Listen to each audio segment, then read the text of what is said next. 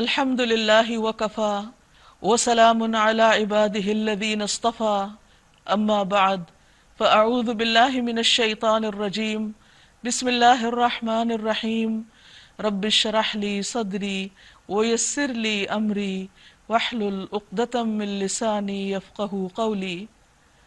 السلام علیکم ورحمۃ اللہ وبرکاتہ۔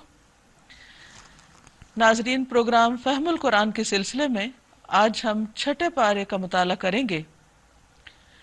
قرآن مجید یہ ایک ایسی کتاب ہے جس کے ذریعے اللہ تعالیٰ کچھ لوگوں کو بلندی عطا کرتا ہے اور اس کتاب کے ذریعے کچھ لوگوں کو ذلیل و خوار کر دیتا ہے۔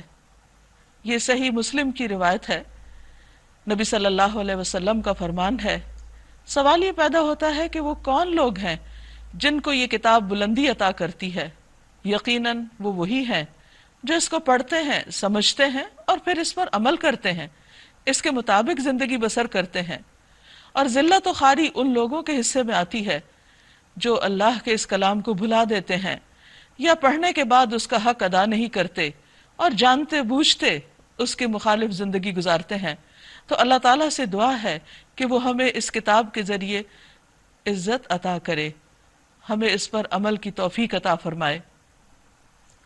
ارشاد باری تعالیٰ ہے، لا يحب اللہ الجہر بالسوء من القول الا من ظلم وکان اللہ سمیعا علیما ان تبدوا خیرا او تخفوه او تعفو عن سوء فان اللہ کان عفوا قدیرا۔ اللہ اس کو پسند نہیں کرتا کہ آدمی بدگوئی پر زبان کھولے الا یہ کہ کسی پر ظلم کیا گیا ہو، اور اللہ سب کچھ سننے اور جاننے والا ہے۔ مظلوم ہونے کی صورت میں اگرچہ انسان بدگوئی پہ زبان کھول سکتا ہے، لیکن اگر تم ظاہر و باطن میں بھلائی ہی کیے جاؤ یا کم از کم برائی سے درگزر کرو تو اللہ کی صفت بھی یہی ہے کہ وہ بڑا معاف کرنے والا ہے، حالانکہ سزا دینے پر پوری قدرت رکھتا ہے۔ انسان کو اپنی زندگی میں مختلف حالات کا سامنا کرنا پڑتا ہے۔ بعض اوقات اس کے سامنے دوسروں کی برائیاں آتی ہیں یا پھر وہ خود کوئی غلط کام کر لیتا ہے۔ ایسی صورت میں کسی بھی برائی کو نشر کرنا، اس کو عام کرنا، اس کا بار بار ذکر کرنا، یہ ایک ناپسندیدہ فعل ہے۔ برائی ہونے کے بعد اللہ تعالیٰ ہم سے یہ چاہتے ہیں کہ اس کی پردہ پوشی کریں، کیونکہ اللہ تعالیٰ بھی لوگوں کے گناہوں کو چھپاتا ہے۔ لیکن ایک صورت ہے کہ اگر کسی شخص پر ظلم کیا گیا ہو تو اس صورت میں انسان اپنے ظلم کی کہانی، یعنی مظلوم انسان اپنے ظلم کی کہانی انصاف لینے کے لیے بیان کر سکتا ہے۔ لیکن اس پر بھی پسندیدہ بات کیا ہے کہ اس کو نشر کرنے کی بجائے اگر انسان درگزر سے کام لے اور اپنی فریاد اللہ سے کرے اور ظاہر و باطن بھلائی کرتا چلا جائے، برائی سے درگزر کرے، لوگوں کو معاف کر دے، تو اللہ تعالیٰ بھی لوگوں کو معاف کر دیتا ہے۔ اس کی صفات ہیں عفوا قدیرا، کہ وہ معاف کرنے والا، درگزر کرنے والا، قدرت رکھنے والا ہے، یعنی وہ قدرت رکھنے کے باوجود دوسروں کو معاف کر دیتا ہے۔ تو یہاں یہ بات یاد رہے کہ بری باتیں زبان سے نکالنا یا برے اعمال کو دوسروں کے سامنے کھلے کھلے کرنا یا چھپ کر کرنے کے بعد ظاہر کرنا، خواہ وہ انسان کا اپنا عمل ہی کیوں نہ ہو، اللہ تعالیٰ کو پسند نہیں۔ ایک حدیث میں آتا ہے کہ اللہ تعالیٰ اگر کسی انسان کے عیب پر پردہ ڈالتا ہے اور پھر انسان اس کو سب کے سامنے بیان کرتا ہے تو وہ اللہ تعالیٰ کی ناراضگی کا سبب بنتا ہے۔ رسول اللہ صلی اللہ علیہ وسلم نے فرمایا، میری تمام امت کو معاف کیا جائے گا سوائے گناہوں کو کھلم کھلا کرنے والوں کے، اور گناہوں کو کھلم کھلا کرنے میں یہ بھی شامل ہے کہ ایک شخص رات کو کوئی گناہ کرے اور اللہ اس کے گناہ کو چھپا دے، مگر صبح ہونے پر وہ کہنے لگے کہ اے فلاں، میں نے کل رات فلاں فلاں برا کام کیا تھا۔ رات گزر گئی تھی اور اس کے رب نے اس کا گناہ چھپائے رکھا، لیکن جب صبح ہوئی تو وہ خود اللہ کے پردے کو کھولنے لگا۔ ان الذين يكفرون بالله ورسله ويريدون ان يفرقوا بين الله ورسله جو لوگ اللہ اور اس کے رسولوں سے کفر کرتے ہیں اور چاہتے ہیں کہ اللہ اور اس کے رسولوں کے درمیان تفریق کریں اور کہتے ہیں کہ ہم کسی کو مانیں گے اور کسی کو نہ مانیں گے اور کفر اور ایمان کے بیچ میں ایک راہ نکالنے کا ارادہ رکھتے ہیں، وہ سب پکے کافر ہیں، اور ایسے کافروں کے لیے ہم نے وہ سزا مہیا کر رکھی ہے جو انہیں ذلیل و خوار کر دینے والی ہوگی۔ ایمان کا تقاضا یہ ہے کہ انسان تمام پیغمبروں کو مانے۔ مکہ کے لوگ حضرت ابراہیم کو مانتے تھے لیکن موسیٰ اور عیسیٰ علیہ السلام کو نہ مانتے۔ یہود موسیٰ علیہ السلام کو مانتے لیکن عیسیٰ علیہ السلام کا انکار کرتے۔ اسی طرح عیسائی عیسیٰ علیہ السلام کو مانتے لیکن محمد صلی اللہ علیہ وسلم کا انکار کرتے۔ تو اللہ تعالیٰ کی تعلیم یہ ہے کہ انسان تمام پیغمبروں کا احترام کرے اور ان سب پر ایمان لائے جن پر ایمان لانا ضروری ہے۔ والذین آمنوا باللہ ورسلہ ولم يفرقوا بین احد منہم اولئک سوف یؤتیہم اجورہم وکان اللہ غفورا رحیما۔ بخلاف اس کے جو لوگ اللہ اور اس کے تمام رسولوں کو مانیں اور ان کے درمیان تفریق نہ کریں، ان کو ہم ضرور ان کے اجر عطا کریں گے، اور اللہ بڑا درگزر کرنے والا رحم فرمانے والا ہے۔ یسألک اہل الکتاب ان تنزل علیہم کتابا من السماء، یہ اہل کتاب اگر آج تم سے یہ مطالبہ کر رہے ہیں کہ تم آسمان سے کوئی کتاب ان پر نازل کراؤ، تو اس سے پہلے انہوں نے موسیٰ علیہ السلام سے اس سے بڑے مطالبے کیے۔ ان سے تو انہوں نے کہا کہ ہمیں اللہ تعالیٰ کو سامنے دکھاؤ، یعنی ہم اللہ تعالیٰ کو دیکھنا چاہتے ہیں۔ فَأَخَذَتْهُمُ الصَّاعِقَةُ بِظُلْمِهِمْ، تو ان کو ان کے ظلم کی وجہ سے، ان کی سرکشی کی بدولت بجلی نے پکڑ لیا، بجلی ان پر ٹوٹ پڑی۔ ثُمَّ اتَّخَذُوا الْعِجْلَ مِن بَعْدِ مَا جَاءَتْهُمُ الْبَيِّنَاتُ فَعَفَوْنَا عَن ذَلِكَ، پھر انہوں نے بچڑے کو اپنا معبود بنا لیا حالانکہ یہ کھلی کھلی نشانیاں دیکھ چکے تھے۔ اس پر بھی ہم نے ان سے درگزر کیا۔ ہم نے موسیٰ علیہ السلام کو صریح فرمان عطا کیا اور ان لوگوں پر طور کو اٹھا کر ان سے اس فرمان کی اطاعت کا عہد لیا۔ ہم نے ان کو حکم دیا تھا کہ دروازے میں سجدہ ریز ہوتے ہوئے داخل ہوں۔ ہم نے ان سے کہا تھا کہ سبت کا قانون نہ توڑو، اور اس پر ان سے پختہ عہد لیا۔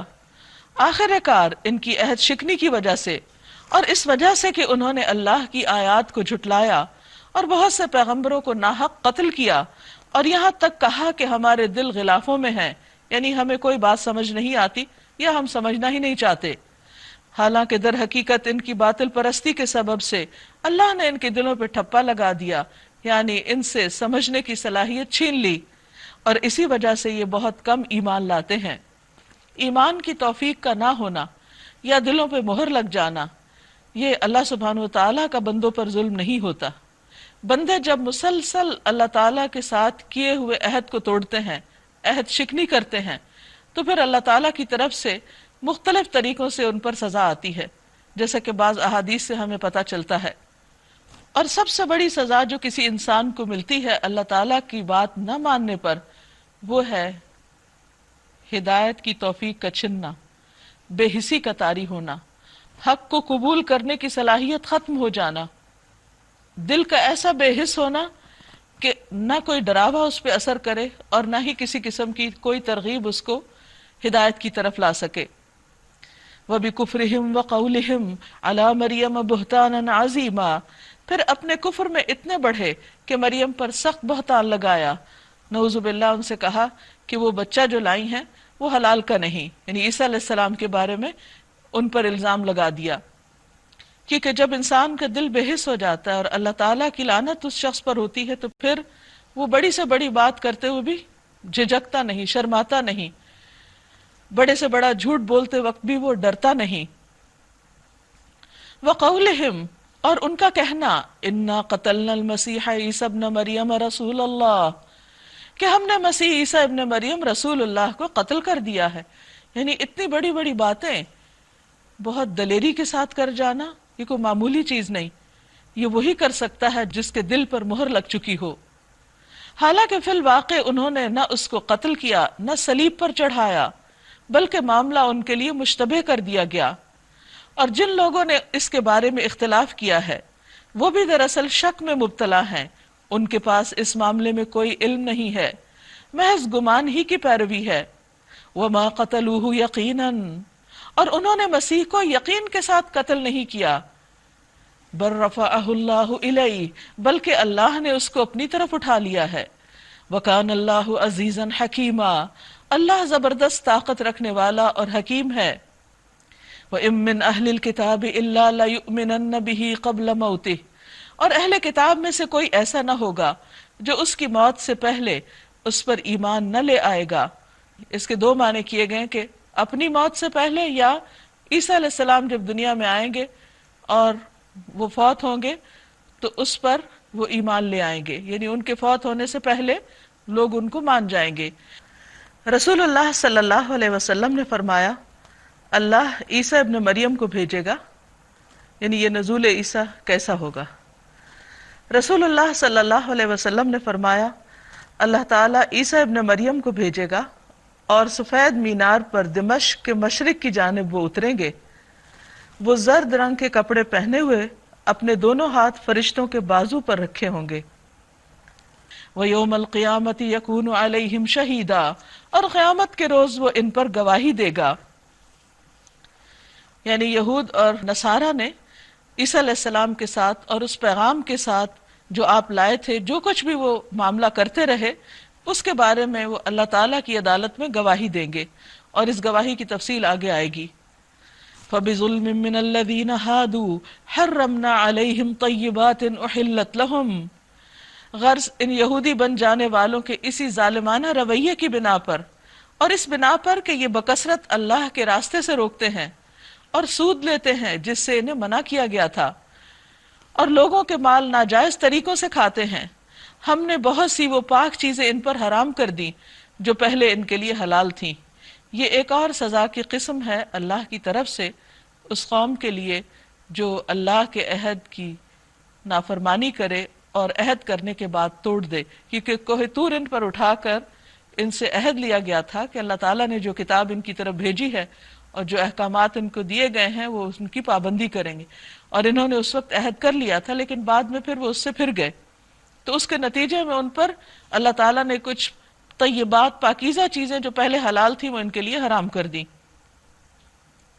لیکن الراسخون فی العلم منہم والمؤمنون یؤمنون بما انزل الیک وما انزل من قبلک، مگر ان میں جو لوگ پختہ علم رکھنے والے ہیں اور ایماندار ہیں وہ سب اس تعلیم پر ایمان لاتے ہیں جو تمہاری طرف نازل کی گئی ہے، یعنی وہ سب ایک جیسے نہیں، جو درست طریقہ رکھنے والے ہیں، ایمان والے ہیں، وہ آپ پر بھی ایمان لاتے ہیں، اور جو تم سے پہلے نازل کی گئی تھی اس پر بھی ایمان لاتے ہیں۔ اس طرح کے ایمان لانے والے، نماز اور زکوٰۃ کی پابندی کرنے والے اور اللہ اور روز آخر پر سچا عقیدہ رکھنے والوں کو ہم ضرور اجر عظیم عطا کریں گے۔ یعنی یہاں بھی ہم دیکھتے ہیں کہ صرف زبانی ایمان کی بات نہیں بلکہ اس کے ساتھ ساتھ عمل کی بات بھی ہے، اور انسان جب ایمان لا کر عمل کرتا ہے، اور خصوصاً یہاں دو عبادات کا ذکر کیا گیا ہے، تو اس پر اللہ تعالیٰ کی طرف سے اجر عظیم کا وعدہ ہے۔ انا اوحینا الیک کما اوحینا الی نوح والنبیین من بعدہ، ہم نے آپ کی طرف اسی طرح وحی بھیجی ہے جس طرح نوح علیہ السلام اور اس کے بعد کے پیغمبروں کی طرف بھیجی تھی۔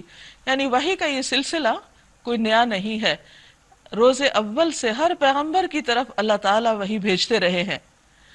ہم نے ابراہیم علیہ السلام، اسماعیل علیہ السلام، اسحاق علیہ السلام، یعقوب علیہ السلام اور اولاد یعقوب علیہ السلام، عیسیٰ علیہ السلام، ایوب علیہ السلام، یونس علیہ السلام، ہارون علیہ السلام اور سلیمان علیہ السلام کی طرف وحی بھیجی۔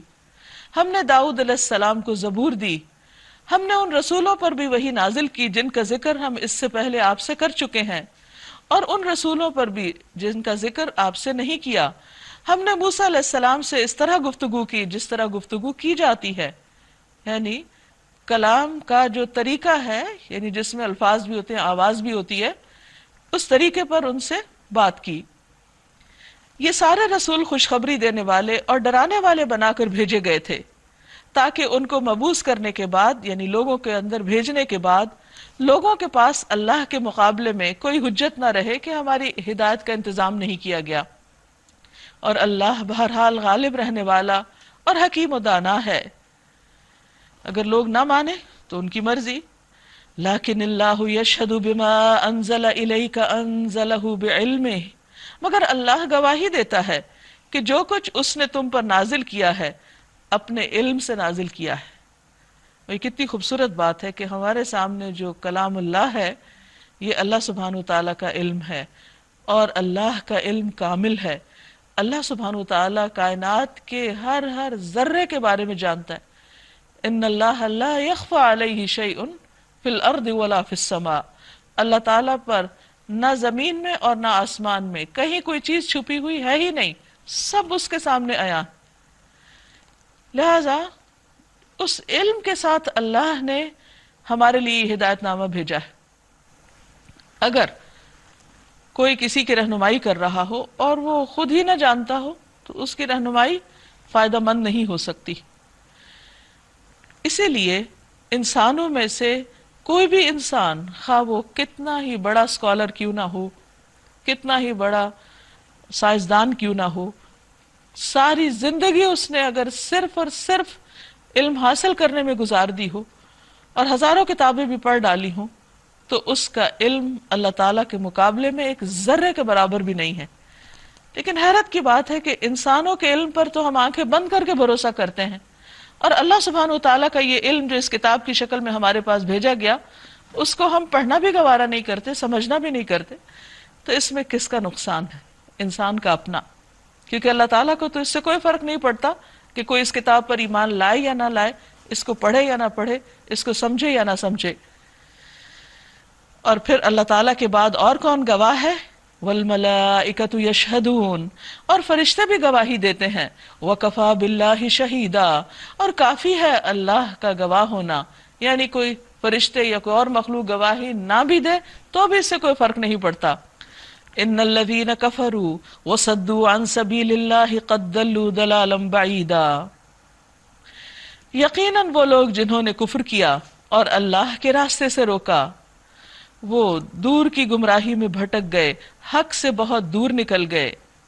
ان الذین کفروا وظلموا لم یکن اللہ لیغفر لهم ولا لیہدیہم طریقا الا طریق جہنم خالدین فیہا ابدا وکان ذلک علی اللہ یسیرا۔ اسی طرح جن لوگوں نے کفر اور بغاوت کا طریقہ اختیار کیا ہے اور ظلم و ستم پر اتر آئے ہیں، اللہ ان کو ہرگز معاف نہ کرے گا، اور انہیں کوئی راستہ بجز جہنم کے راستے کے نہ دکھائے گا جس میں وہ ہمیشہ رہیں گے، اور اللہ کے لیے یہ کوئی مشکل کام نہیں۔ یعنی جو بھی کفر اور ظلم کا طریقہ اختیار کرے گا وہ یہ سب کچھ ایک خاص وقت تک تو کر سکتا ہے دنیا میں، لیکن جب اس کی مہلت ختم ہو جائے گی، آزادی ختم ہو جائے گی، تو پھر جس طرح اس کی پکڑ ہوگی اس کے لیے بھاگنا اور اللہ کی قدرت سے باہر نکلنا ممکن نہ ہوگا۔ انسان اس دنیا میں چونکہ ایک محدود آزادی کے ساتھ پیدا کیا گیا ہے، اور جس بنا پر وہ یہ سب ظلم و ستم اور سرکشی کرتا ہے، وہ سمجھتا ہے کہ شاید یہ سلسلہ یوں ہی چلتا رہے گا اور وہ ہمیشہ اپنی منمانی کرتا رہے گا، لیکن یہ اس کی بھول ہے۔ ہر ظلم کرنے والا اور ہر اللہ کی نافرمانی کرنے والا انسان اس بات کو اچھی طرح سمجھ لے کہ اس کی مہلت بہت تھوڑی ہے، لیکن اس کے بعد جو انجام ہے وہ بہت ہولناک اور بھیانک ہے۔ پھر فرمایا یا ایھا الناس، اے لوگو، قد جاءکم الرسول بالحق من ربکم فآمنوا خیرا لکم، لوگو یہ رسول تمہارے پاس تمہارے رب کی طرف سے حق لے کر آیا ہے، ایمان لے آؤ۔ پورے انسانیت کو خطاب ہے کہ اے لوگو، رسول اکرم محمد صلی اللہ علیہ وسلم پر ایمان لے آؤ، خیر لکم، یہ تمہارے حق میں بہت اچھا ہے۔ دنیاوی اعتبار سے بھی تمہیں بہترین رہنمائی ملے گی، دنیا کی زندگی میں بھی آسانی ہوگی، اور آخرت کے اعتبار سے تو انجام کا دار و مدار اور وہاں کی کامیابی کا انحصار تو ہے ہی اس بات پر۔ وَإِن تَكْفُرُوا، اور اگر تم کفر کرتے ہو، فَإِنَّ لِلَّهِ مَا فِي السَّمَاوَاتِ وَالْأَرْضِ، تو بے شک اللہ کے لیے ہے جو بھی آسمانوں اور زمین میں ہے۔ وَكَانَ اللَّهُ عَلِيمًا حَكِيمًا، اور اللہ خوب جاننے والا، حکمت والا ہے۔ یعنی اللہ تعالیٰ کو تمہارے انکار سے کوئی فرق نہیں پڑتا، اللہ تعالیٰ تو آسمان و زمین کا مالک اور بادشاہ ہے۔ آپ دیکھیے کہ دنیا میں اگر کوئی شخص تھوڑی سی زمین کا، مثلا زرعی زمین کا یا چند گھروں کا مالک ہو جاتا ہے تو وہ کہیں پھولا نہیں سماتا، تکبر پر اتر آتا ہے، اور دوسرے لوگ بھی اس سے مروب ہونے لگتے کہ اچھا فلاں کی اتنی پراپرٹی ہے، ہر ملک میں ایک گھر ہے، ہر جگہ پر فلاں اور فلاں قسم کی دولت ہے اس کے پاس. لیکن اللہ سبحانہ وتعالی، ساری زمین اس کی، آسمان اس کا، سارے ستارے اور سیارے اس کے، ان میں جو کچھ ہے وہ سب اس کا. کیا تم اس کی قدر نہ پہچانو گے؟ کیا تم اس کے آگے نہیں جھکو گے؟ اس کی ملکیت پہ تمہاری نظر نہیں کہ وہ کتنی بڑی ہستی ہے؟ کیا اس کی بات نہیں مانو گے؟ اگر تم مانتے ہو تو تمہارے حق میں بہتر ہے، نہیں مانتے تو اللہ کو کوئی پرواہ نہیں، وہ بے نیاز ہے. پھر اہل کتاب کو خطاب ہے، یا اہل الکتاب لا تغلوا فی دینکم، اے اہل کتاب اپنے دین میں غلو نہ کرو. غلو کہتے ہیں کسی بھی چیز کی حمایت میں، اس کی تائید میں حد سے بڑھ جانا، اور کسی کو اس کے مقام سے اوپر لے جانا، یعنی کسی رسول کو خدا بنا دینا یا کسی عام انسان کو رسول سے بڑا درجہ دے دینا. تو اہل کتاب سے کہا جا رہا ہے کہ ایسے نہ کرو. اور اسی طرح کسی کو اس کے مقام سے گھٹانا جو ہے، یہ بھی بہت بڑی زیادتی ہے. اب مسیح علیہ السلام کے بارے میں یہود نے کیا طریقہ اختیار کیا کہ ان کا انکاری کر دیا اور ان پر اور ان کی والدہ پر الزام لگا دیا، جبکہ نصارہ نے ان کے بارے میں غلو یہ کیا کہ ان کو ان کے مقام سے آگے بڑھا کر اللہ کا بیٹا، اور بعض نے تو خود خدا ہی بنا ڈالا. تو یہ حق سے ہٹنا ہے، راہ راست سے ہٹنا ہے. نبی صلی اللہ علیہ وسلم نے فرمایا، دین میں غلو سے بچو، کیونکہ تم سے پہلے لوگ دین میں غلو کی وجہ سے ہلاک ہو گئے تھے. تو اس سے منع کیا جا رہا ہے. رسول اللہ صلی اللہ علیہ وسلم نے فرمایا، اے لوگو تقوی اختیار کرو، کہیں ایسا نہ ہو کہ شیطان تمہیں اغوا کر لے. میں محمد بن عبداللہ ہوں، اللہ کا بندہ اور اس کا رسول ہوں. اللہ کی قسم میں نہیں چاہتا کہ تم لوگ مجھے میرے اس مقام سے بلند کر دو جو اللہ نے میرے لیے مقرر کیا ہے، اور اللہ کی طرف حق کے سوا کوئی بات منسوب نہ کرو. انما المسیح عیسی ابن مریم رسول اللہ وکلمتہ، بے شک مسیح عیسیٰ ابن مریم اللہ کے رسول ہیں، وکلمتہ، اور اس کا کلمہ، اس کا فرمان، اس کا حکم جو مریم علیہ السلام کی طرف اللہ تعالیٰ نے بھیجا کہ ان سے بن باپ کے عیسیٰ علیہ السلام پیدا ہوں گے. القاہا الی مریم، جو مریم کی طرف ڈالا گیا، وروح من، اور ایک روح اس کی طرف سے، یعنی اللہ کی طرف سے. یہ عیسیٰ علیہ السلام کو عزت عطا کرنے کے لیے کہا جا رہا ہے، ان کے خاص مقام کو واضح کرنے کے لیے. تو حکم کیا ہے؟ فآمنوا باللہ ورسلہ، تم اللہ اور اس کے رسولوں پر ایمان لے آؤ. ولا تقولوا ثلاثہ، مت کہو کہ تین ہیں. انتہوا، رک جاؤ. خیر لکم، تمہارے ہی حق میں اچھا ہے، کیونکہ سچائی تو اپنی جگہ برقرار ہے. اگر کوئی انسان اس کو نہیں مانتا تو وہ اپنا ہی نقصان کرتا ہے، کیونکہ جب کسی سچ کو دیکھ لینے کے بعد، جان لینے کے بعد انسان اس کا انکار کرتا ہے تو دراصل خود کو دھوکہ دے رہا ہوتا ہے، اور یہیں سے اس کا راستہ غلط ہو جاتا ہے. انما اللہ الہ واحد، بے شک اللہ ایک الہ ہے، الہ برحق، معبود برحق، اس کے ساتھ کسی اور کو شریک نہ کرو. سبحانہ، پاک ہے وہ، ان یکون لہ ولد، کہ اس کا کوئی بیٹا ہو، اس کا کوئی بچہ ہو، اس کو اس کی ضرورت نہیں. انسانوں کو اپنی نسل بڑھانے کی فکر ہوتی ہے، ضرورت ہوتی ہے، کیونکہ وہ خود کمزور ہوتے ہیں، انہیں دنیا سے جانا ہوتا ہے، تو وہ چاہتے ہیں کہ ان کے بعد ان کے مال و متاع کی حفاظت کرنے والا اور اس کو آگے لے کے بڑھنے والا یا ان کا نام روشن کرنے والا کوئی ان کا وارث ہو. اللہ سبحانہ و تعالیٰ کو تو ایسی کوئی کمزوری لاحق نہیں، اور اللہ تعالیٰ ہمیشہ سے ہے اور ہمیشہ رہیں گے، لہٰذا اس کو تو اولاد کی ضرورت ہی نہیں. لہو ما فی السماوات و ما فی الارض، وہ صرف ایک بیٹے کا کیا کرے گا، آسمان و زمین سبھی کچھ اس کا ہے. وکفا باللہ وکیلا، اور اللہ کا وکیل ہونا کافی ہے.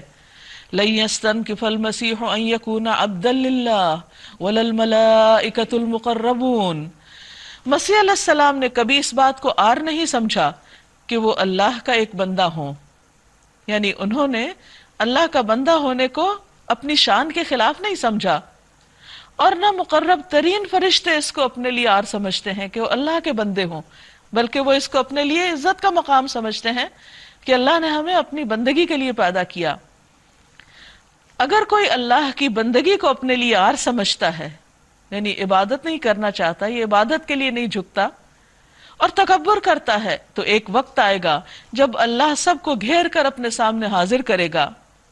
اس وقت وہ لوگ جنہوں نے ایمان لا کر نیک طرز عمل اختیار کیا ہے اپنے اجر پورے پورے پائیں گے، اور اللہ اپنے فضل سے ان کو مزید اجر عطا فرمائے گا۔ یہ اللہ کی رحمت، یعنی صرف انسان کے کیے پر ہی اس کو اجر نہیں، بلکہ جو اس نے نہیں بھی کیا تو خاص انعام کے طور پر اپنی طرف سے اپنی رحمت کے ساتھ مزید عطا فرمائے گا۔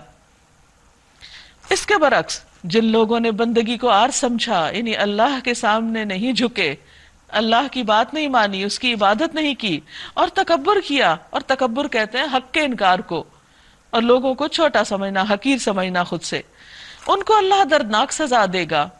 اور اللہ کے سوا جن جن کی سرپرستی اور مددگاری پر وہ بھروسہ رکھتے ہیں، ان میں سے کسی کو بھی وہ وہاں نہ پائیں گے۔ یعنی عام طور پر انسان اللہ تعالیٰ کی بندگی سے یا اللہ کے آگے جھکنے سے کبھی بھی انکار نہیں کرتا، مگر اس صورت میں کہ جب انسان اپنے لیے اس سے کوئی بہتر چیز سمجھتا ہے۔ فرمایا کہ جن کے اوپر وہ بھروسہ کرتا ہے یا جن کو وہ زیادہ اہمیت دیتا ہے اور اس وجہ سے اللہ تعالیٰ کی عبادت سے پیچھے ہٹ رہا ہے، یعنی دنیا میں ہر انسان کا ایک سینٹر آف لائف ہوتا ہے، کچھ پرائرٹیز ہوتی ہیں، کچھ چیزوں کو اہمیت دیتا ہے، تو اگر انسان اللہ تعالیٰ کو چھوڑ کر کسی اور چیز کو پرائرٹی دے رہا ہے تو پھر یہ چیز قیامت کے دن اسے کچھ بھی کام نہیں دے گی۔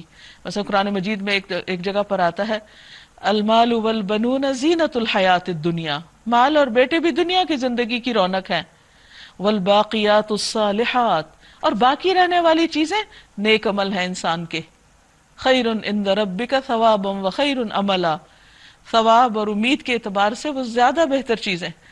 تو جب انسان اللہ کو چھوڑ کر کسی بھی چیز میں کھو جاتا ہے یا کسی بھی چیز کو اپنا سہارا سمجھ لیتا ہے، یا اللہ تعالیٰ کی عبادت کے لیے انسان کے اندر جو ایک ضرورت اور ایک تڑپ ہے، اس ویکیوم کو وہ کسی اور چیز کے ساتھ پر کرنے کی کوشش کرتا ہے، تو الٹیمیٹلی اللہ کے ہاں جا کر اس کو وہ چیز فائدہ نہ دے گی۔ یعنی دنیا میں اگر کوئی چیز وقتی طور پہ اس کو لگ بھی رہی ہے کہ اس کو بہت اس سے خوشی ملتی ہے یا سکون ملتا ہے، لیکن اللہ کے ہاں جا کر ایسی کوئی چیز انسان کا سہارا نہیں بنے گی۔ یا ایہا الناس، اب سب انسانوں سے خطاب ہے، اے لوگو، قد جاءکم برہان من ربکم، لوگو تمہارے پاس تمہارے رب کی طرف سے دلیل روشن آ گئی ہے، اور ہم نے تمہاری طرف ایسی روشنی بھیج دی ہے جو تمہیں صاف صاف راستہ دکھانے والی ہے۔ فَأَمَّا الَّذِينَ آمَنُوا بِاللَّهِ وَاعْتَصَمُوا بِهِ فَسَيُدْخِلُهُمْ فِي رَحْمَةٍ مِّنْهُ وَفَضْلٍ وَيَهْدِيهِمْ إِلَيْهِ صِرَاطًا مُسْتَقِيمًا۔ اب جو لوگ اللہ کی بات مان لیں گے اور اس کی پناہ ڈھونڈیں گے، اللہ کو مضبوطی سے تھام لیں گے، اللہ تعالیٰ سے اپنا کنیکشن مضبوط کریں گے، ان کو اللہ اپنی رحمت اور اپنے فضل و کرم کے دامن میں لے لے گا۔ یعنی اللہ کا فضل پانے کے لیے کیا ضروری ہے کہ انسان سب سے بڑھ کر اللہ سے محبت کرتا ہو، اور ہر حال میں، ہر مشکل میں، ہر تکلیف میں، ہر دکھ میں اللہ ہی کی طرف رجوع کرنے والا ہو۔ تو ایسے لوگوں کے لیے اللہ تعالیٰ کی رحمت کا دامن وسیع ہے، اور وہ اپنی طرف آنے کا سیدھا راستہ ان کو دکھا دے گا۔ تو اس سے یہ بھی پتہ چلتا ہے کہ جو لوگ اللہ کی طرف بڑھتے ہیں، اللہ تعالیٰ ان پر اپنی طرف آنے کے راستے آسان کرتا چلا جاتا ہے۔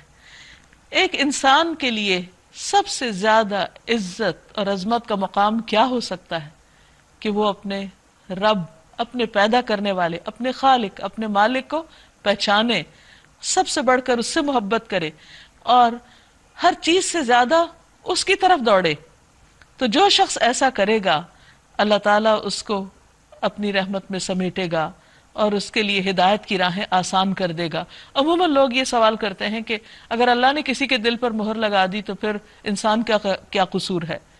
اب یہاں ہم دونوں طرح کی چیزیں دیکھ رہے ہیں کہ ایک طرف وہ لوگ ہیں جو ہٹ دھرمی پہ اترے ہوئے ہیں، اللہ کی بات نہیں مانتے، تو اللہ تعالیٰ ان کو اپنی طرف آنے کی توفیق بھی نہیں دیتا۔ ظاہر ہے کہ ایسے متکبروں کو اللہ تعالیٰ کیوں پسند کرے گا؟ کہ جو اپنی انا، اپنی خواہشات، اپنی مرضی کو اللہ کی مرضی پہ مقدم رکھتے، دوسری طرف وہ لوگ ہیں کہ جو اللہ سبحانہ وتعالیٰ کی طرف لپکتے ہیں، ہر ہر آن اس کی طرف رجوع کرتے ہیں، تو اللہ تعالیٰ ان کے لیے ہدایت کے راستے بھی آسان کر دیتا ہے۔ اللہ تعالیٰ کا یہ وعدہ ہے وَالَّذِينَ جَاهَدُوا فِينَا لَنَهْدِيَنَّهُمْ سُبُلَنَا، وہ لوگ جو ہمارے راستے میں جد و جہد کریں گے، کوشش کریں گے، ہم اپنا راستہ ان کو ضرور دکھائیں گے۔ پھر سورت کے اختتام پر، چونکہ سورت النساء ہے، آخری آیت بھی انہی احکامات سے متعلق ہے جو ابتداء میں آئے تھے۔ یستفتونک قل اللہ یفتیکم فی الکلالہ، لوگ تم سے کلالہ کے معاملے میں فتویٰ پوچھتے ہیں، کہو اللہ تمہیں فتویٰ دیتا ہے، اگر کوئی شخص بے اولاد مر جائے اور اس کی ایک بہن ہو تو وہ اس کے ترکے میں سے نصف پائے گی، آدھا اس کا ہوگا، اور اگر بہن بے اولاد مرے تو بھائی اس کا وارث ہوگا، سب اس کو مل جائے گا۔ اگر میت کی وارث دو بہنیں ہوں تو وہ ترکے میں سے 2/3 2/3 کی حقدار ہوں گی، اور اگر کئی بھائی بہنیں ہوں تو عورتوں کو 1 اور مردوں کو 2 حصے ملیں گے۔ اللہ تمہارے لیے احکامات کی وضاحت کرتا ہے تاکہ تم بھٹکتے نہ پھرو، اور اللہ ہر چیز کا علم رکھتا ہے۔ یعنی اللہ تعالیٰ کے اس فیصلے پر بھی خوشی کا اظہار کرنا اور اپنے دل میں کوئی تنگی محسوس نہ کرنا، یہ ایمان کا حصہ ہے، کیونکہ اللہ نے یہ حکم اپنے علم کے ساتھ اتارا ہے کہ کس موقع پر کس کو کتنا ملنا چاہیے، کیونکہ وہ تمام چیزوں کو دیکھتے ہوئے فیصلہ کرتا ہے۔ ہم انسان صرف اپنے حقوق کے بارے میں سوچتے ہیں، صرف وقتی سچویشن کو سامنے رکھ کر فیصلے چاہتے ہیں، جبکہ اللہ تعالیٰ ایک وسیع چیز کو سامنے رکھ کر فیصلہ کرتا ہے، اور اللہ ہی کا فیصلہ بہترین ہے اور اس کو خوشی سے قبول کرنا چاہیے۔ سورۃ المائدہ مدنی سورت ہے۔ بسم اللہ الرحمن الرحیم، شروع اللہ کے نام سے جو بے انتہا مہربان نہایت رحم فرمانے والا ہے۔ یا ایہا الذین آمنوا اوفوا بالعقود، اے لوگو جو ایمان لائے ہو، عقود بندشوں کی، عہدوں کی پوری پوری پابندی کرو، کیونکہ عہد شکنی انسان کے حق میں سخت نقصان دہ ہوتی ہے۔ جب کوئی قوم اللہ سے کیے ہوئے عہد کو توڑ دیتی ہے تو اس پر فقر و فاقہ مسلط ہو جاتا ہے۔ نبی صلی اللہ علیہ وسلم نے فرمایا، جو قوم عہد شکنی کرتی ہے اس میں قتل و غارت پھیل جاتا ہے۔ اس لیے انسان اللہ تعالیٰ کے ساتھ عہد الست میں جو منسلک ہے اس عہد کو بھی پورا کرنا چاہیے، اور اسی طرح اللہ کا نام لے کر جب بندوں سے عہد کرتا ہے تو اس عہد کی بھی پاسداری کرنی چاہیے۔ رسول اللہ صلی اللہ علیہ وسلم نے فرمایا، جو قوم عہد شکنی کرتی ہے اس پر دشمن کو مسلط کر دیا جاتا ہے۔ احلت لکم بہیمۃ الانعام الا ما یتلی علیکم، تمہارے لیے مویشی قسم کے سب جانور حلال کیے گئے، بھیڑ، بکری، گائے، اونٹ، سوائے ان کے جو آگے چل کر تم کو بتائے جائیں گے، لیکن احرام کی حالت میں شکار کو اپنے لیے حلال نہ کر لو، کیونکہ احرام ایک خاص سٹیٹ ہے، اللہ کے گھر جانے کے لیے ایک خاص یونیفارم ہے، یا ایک خاص ڈریس ہے، یا ایک خاص حالت ہے انسان کی جس میں انسان اللہ کے گھر جانے کا ارادہ کرتا ہے۔ تو اس موقع پر کچھ پابندیاں جو عائد کی گئی ہیں ان کی نگرانی کرنی چاہیے اور ان کو نبھانا چاہیے، اور اس میں سے ایک پابندی کیا ہے کہ احرام کی حالت میں شکار نہ کیا جائے، جو کہ عام حالات میں حلال ہے۔ جیسے روزے کی حالت میں حلال کھانا منع کر دیا جاتا ہے، اسی طرح احرام کی حالت میں کچھ مخصوص کام منع کر دیے جاتے ہیں کہ وہ نہیں کرو۔ اور اس میں اصل حکمت کیا ہے؟ اللہ کی اطاعت، یعنی ایک اطاعت کا ٹیسٹ ہوتا ہے کہ بندہ اللہ کی بات مانتا ہے یا نہیں مانتا۔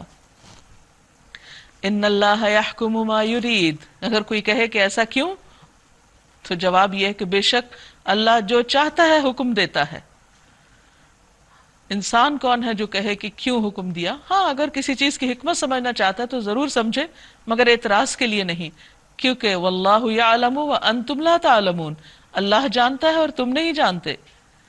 یا ایہا الذین آمنوا، اے لوگو جو ایمان لائے ہو، خدا پرستی کی نشانیوں کو، اللہ کے شعائر کو بے حرمت نہ کرو، ان کی تعظیم کرو، نہ حرام مہینوں میں سے کسی کو حلال کر لو، نہ قربانی کے جانوروں پر دست درازی کرو، نہ ان جانوروں پر ہاتھ ڈالو جن کی گردنوں میں نظر خداوندی کی علامت کے طور پر پٹے پڑے ہوئے ہوں، یعنی جو حرم کی طرف لے جائے جا رہے ہوں۔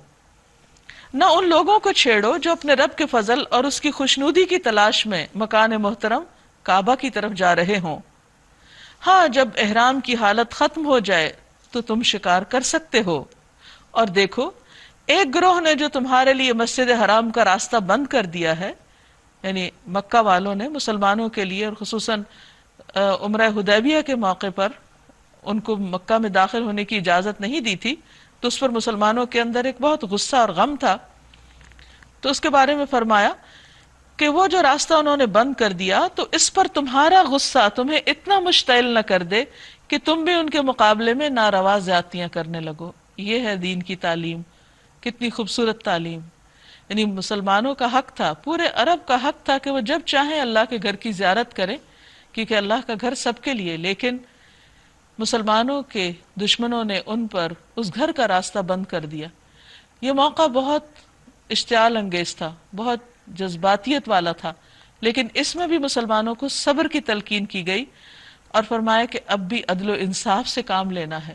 کسی کے ساتھ ناراضگی ہو سکتی ہے، کسی کے ساتھ کوئی اختلافات ہو سکتے ہیں، کلیشز ہو سکتے ہیں، لیکن ہمیشہ انسان اللہ سے ڈرتا رہے اور اختلاف کے موقع پر حد سے نہ بڑھے، کسی پر ظلم نہ کرے، کیونکہ دشمن پر بھی ظلم کرنا اللہ تعالیٰ کو پسند نہیں۔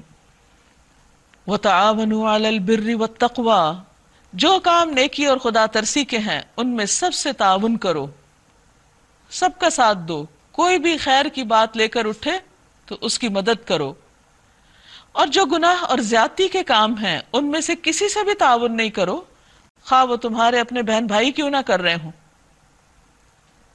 اللہ سے ڈرو، اس کی سزا بہت سخت ہے۔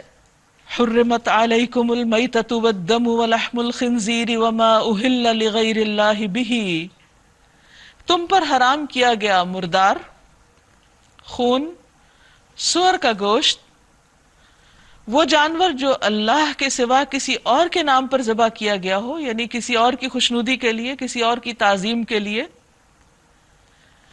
وہ جو گلا گھٹ کر یا چوٹ کھا کر یا بلندی سے گر کر یا ٹکر کھا کر مرا ہو، یا جسے کسی درندے نے پھاڑا ہو، سوائے اس کے جسے تم نے زندہ پا کر ذبح کر لیا۔ تو یہ تمام چیزیں حرام ہیں سوائے اس کے کہ جو مسنون طریقے سے حلال کیا گیا ہو، ذبح کیا گیا ہو۔ اور کیا حرام ہے؟ وَمَا ذُبِحَ عَلَى النُّصُبِ، وہ جو کسی آستانے پر ذبح کیا گیا ہو، جیسے مشرکین بتوں کے نام پر اپنے جانور ذبح کیا کرتے تھے، تو کسی آستانے پر کسی اور کی خوشنودی کے لیے ادر دین اللہ، یہ بھی اس جانور کو حرام کر دیتا ہے، کیونکہ جانور اللہ نے پیدا کیا، اس نے ہمارے لیے اس کو غذا بنایا۔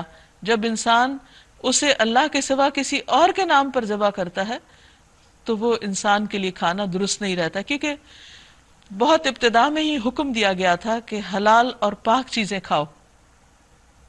تو حلال میں ایک تو ظاہری طور پر چیز کا صاف ستھرا ہونا، جو طیب ہونا ضروری ہے، اور دوسرا یہ کہ اس پر اللہ کا نام بھی لیا گیا ہو، اللہ کے سوا کسی اور کی نظر و نیاز نہ مانی گئی ہو۔ وَأَن تَسْتَقْسِمُوا بِالْأَزْلَامِ، نیز یہ بھی تمہارے لیے ناجائز ہے کہ پانسوں کے ذریعے سے اپنی قسمت معلوم کرو۔ قرعہ اندازی جائز ہے، لیکن قسمت کا حال معلوم کرنا یہ درست نہیں، کیونکہ نبی صلی اللہ علیہ وسلم کی واضح تعلیمات ہیں کہ کسی کے پاس جا کر غیب کی خبریں معلوم نہ کی جائیں، کیونکہ اس سے انسان کے اعمال ضائع ہو جاتے ہیں۔ ایک حدیث میں آتا ہے کہ وہ شخص شریعت محمدی کا انکار کرتا ہے جو کسی کاہن کے پاس جا کر غیب کی خبریں معلوم کرتا ہے۔ ذالکم فسق، یہ سب اعمال فسق ہیں، نافرمانی ہے، لہذا نافرمانی کے کاموں سے انسان کو بچنا چاہیے۔ الیوم یئس الذین کفروا من دینکم، آج کافروں کو تمہارے دین کی طرف سے پوری مایوسی ہو چکی ہے، یعنی جب یہ تمام چیزیں حلال حرام واضح کر دی گئیں تو ان کو پتہ چل گیا کہ اب یہ دین اور یہ طریقہ بالکل فرق ہے ان کے طریقے سے، لہٰذا تم ان سے نہ ڈرو بلکہ مجھ سے ڈرو۔ یعنی دین کے معاملے میں انسان کو بندوں سے نہیں اللہ سے ڈرنا چاہیے، کیونکہ دین کی کوئی بھی چیز اس وقت قابل قبول ہے جب وہ خالصتاً اللہ کے لیے کی گئی ہو. وما امروا الا لیعبدوا اللہ مخلصین لہ الدین. انہیں حکم دیا گیا ہے کہ وہ دین کو اللہ کے لیے خالص کرتے ہوئے اس کی عبادت کریں. اور جانور ذبح کرنا یہ بھی عبادت ہی کا ایک حصہ ہے اگر وہ اللہ کے نام پر کیا جائے. آج میں نے تمہارا دین تمہارے لیے مکمل کر دیا. الیوم اکملت لکم دینکم واتممت علیکم نعمتی ورضیت لکم الاسلام دینا. آج میں نے تمہارے دین کو تمہارے لیے مکمل کر دیا، اپنی نعمت تم پر تمام کر دی، یعنی نعمت ہدایت، اور تمہارے لیے اسلام کو تمہارے دین کی حیثیت سے قبول کر لیا ہے. لہٰذا ہمیں بھی اس دین پر راضی ہو جانا چاہیے، مطمئن رہنا چاہیے، اور جو کچھ اس کے اندر ہے اس کی پابندی کرنی چاہیے، اور اس سے آگے خود ساختہ دین نہیں بنانا چاہیے. اللہ تعالیٰ نے ہر چیز کے بارے میں جو ہمیں کرنی چاہیے، جو نہیں کرنی چاہیے، جو حلال ہے، جو حرام ہے، پوری طرح واضح کر کے ہمیں تعلیمات دے دی ہیں. اب اگر کوئی بعد میں آ کر دین کے نام پر اپنی منمانی باتیں منوانا شروع کر دے تو ایسی بدعات اللہ کے ہاں ناقابل قبول ہے. حدیث میں آتا ہے کل بدعت ضلالہ وکل ضلالۃ فی النار، کہ ہر بدعت گمراہی ہے اور ہر گمراہی آگ میں. اور بدعت کیا ہے؟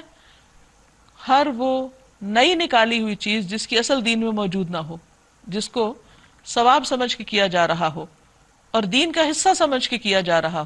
فمن اضطر فی مخمصۃ غیر متجانف لإثم فإن اللہ غفور الرحیم.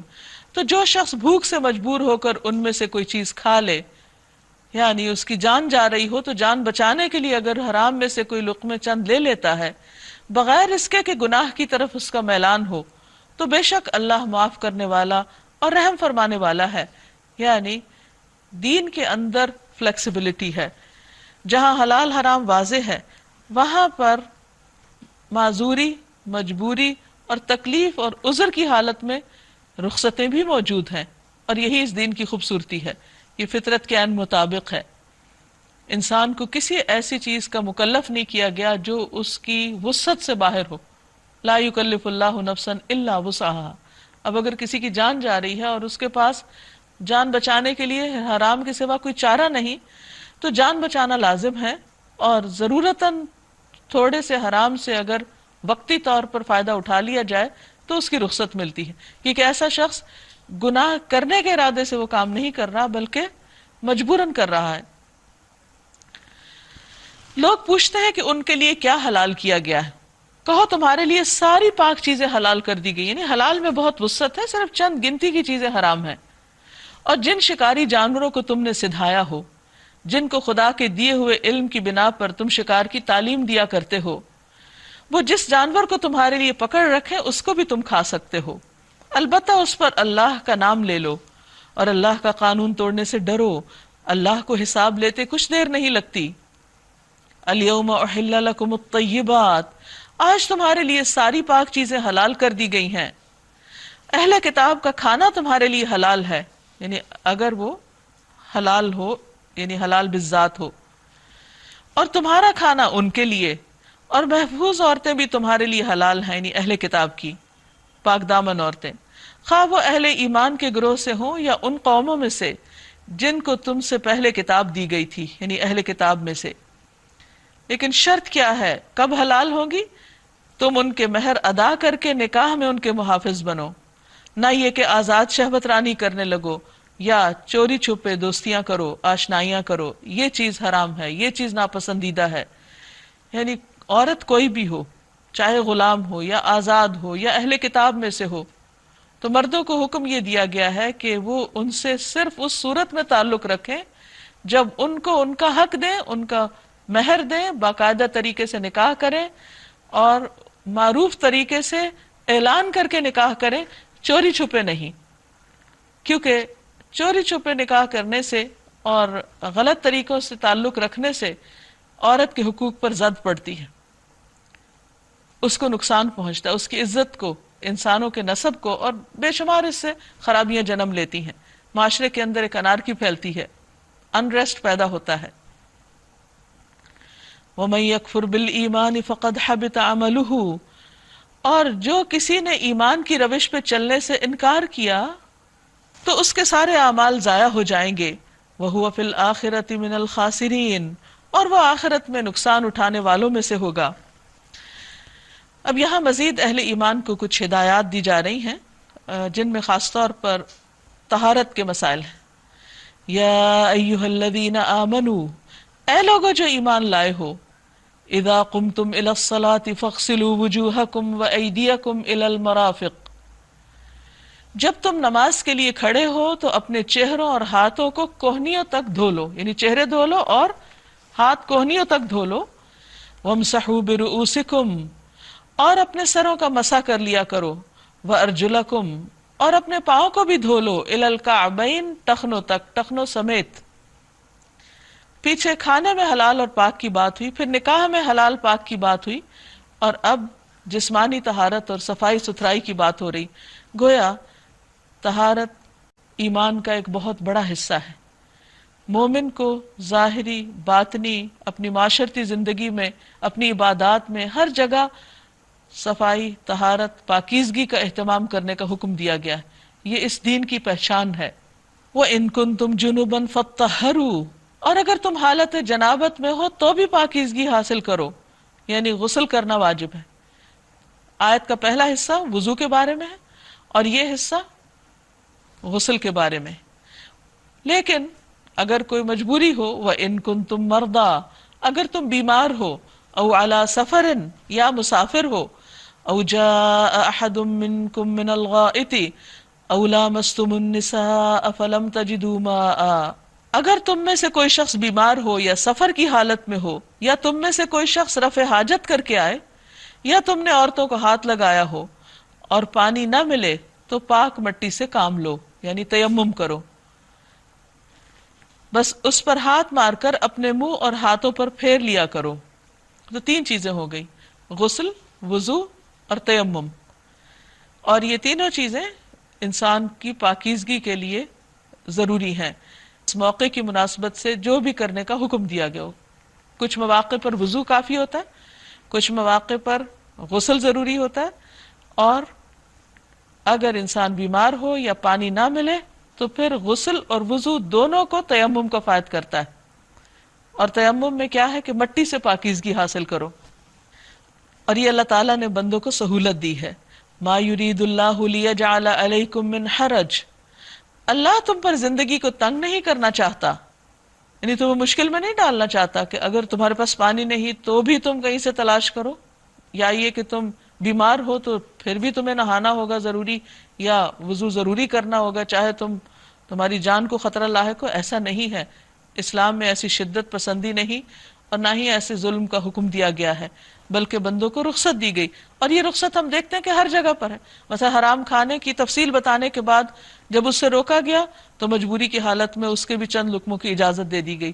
یہاں بھی اصل طریقے بتا دیے گئے اور پھر ایکسیپشنل کیسز میں رخصت کا پہلو بھی بتا دیا گیا. اور یہی ہمارے دین کا اعتدال اور خوبصورتی ہے کہ اس میں کوئی بھی ایسی چیز نہیں جو انسان کے بس سے باہر ہو یا انسان کے لیے مشکل کرتی ہو. اللہ تم پر زندگی کو تنگ نہیں کرنا چاہتا، مگر وہ چاہتا ہے کہ تمہیں پاک کر دے اور اپنی نعمت تم پر تمام کر دے، شاید کہ تم شکر گزار بنو. اللہ نے تم کو جو نعمت عطا کی ہے اس کا خیال رکھو، یعنی یہ یاد رہے کہ تم مسلمان ہو، اپنی اس آئیڈینٹی کو نہ بھولو، اور اس پختہ عہد و پیمان کو نہ بھولو جو اس نے تم سے لیا ہے، یعنی تمہارا یہ قول کہ ہم نے سنا اور اطاعت قبول کی. یعنی مومن کی شان یہی ہے کہ وہ اللہ کی بات سنے اور فوراً دل میں ارادہ کر لے کہ جو سنا ہے اب مجھے اس پر عمل بھی کرنا ہے. یہ نہ کہے کہ ہاں پتہ تو چل گیا لیکن جب عمل کی باری آئے گی دیکھی جائے گی. اللہ سے ڈرو کیونکہ وہ تمہارے دلوں کے حال بھی جانتا ہے کہ تم سوچتے کیا ہو. کس حکم کو سن کر تمہارے دل کی حالت کیا ہوتی ہے، تمہاری نیت کیا ہوتی ہے، تمہارا ارادہ کیا ہوتا ہے، اطاعت کا ہوتا ہے یا نافرمانی کا. اللہ دلوں کے راز تک جانتا ہے. ان اللہ علیم بذات الصدور، لہذا دل کی حالت کے بارے میں بھی اپنے رب سے ڈرو. یا ایھا الذین آمنوا، پھر ایمان والوں کو خطاب ہے، اے لوگو جو ایمان لے آئے ہو. اللہ کی خاطر راستی پر قائم رہنے والے اور انصاف کی گواہی دینے والے بنو، یعنی عدل و انصاف سے کام لو، کیونکہ عدل و انصاف کرنے والے اللہ کے محبوب ہیں، قیامت کے دن نور کے ممبروں پر ہوں گے۔ کسی گروہ کی دشمنی تم کو اتنا مشتعل نہ کر دے کہ انصاف سے پھر جاؤ، یعنی عام روزمرہ زندگی ہو یا پھر اجتماعی زندگی، قومی زندگی، کہیں پر بھی اختلاف ہو، عداوت ہو جائے کسی سے، تو بھی انسان کے لیے کیا لازم ہے کہ انصاف سے کام لے۔ کسی بھی گروہ، کسی بھی قوم، کسی بھی شخص کی دشمنی انسان کو اتنا مشتعل نہ کر دے، اتنا شدت پسند نہ بنا دے کہ وہ انصاف نہ کرے۔ عدل کرو، وہاں بھی انصاف سے کام لو، یہ خدا ترسی سے زیادہ مناسبت رکھتا ہے۔ ہوا اقرب للتقوی، یہ تقوی کے زیادہ قریب ہے۔ واتقوا اللہ، اور اللہ سے ڈرو۔ ان اللہ خبیر بما تعملون، بے شک اللہ خبر رکھتا ہے اس چیز کی جو بھی تم عمل کرتے ہو، تمہارے اعمال سب اللہ کی نظر میں ہیں۔ ظلم کرو گے، کسی پر زیادتی کرو گے، فتنہ فساد برپا کرو گے، تو وہ بھی اللہ دیکھتا ہے۔ وعد اللہ الذین آمنوا وعملوا الصالحات، اللہ نے ان لوگوں سے جو ایمان لائے اور نیک کام کریں وعدہ کر رکھا ہے۔ کس چیز کا؟ لہم مغفرۃ و اجر عظیم، کہ ان کے لیے بخشش ہے اور بہت بڑا اجر۔ اور دوسری طرف والذین کفروا وکذبوا بآیاتنا، وہ لوگ جو کفر کریں اور ہماری آیات کو جھٹلا دیں، اولئک اصحاب الجحیم، یہی لوگ دوزخ میں جانے والے ہیں۔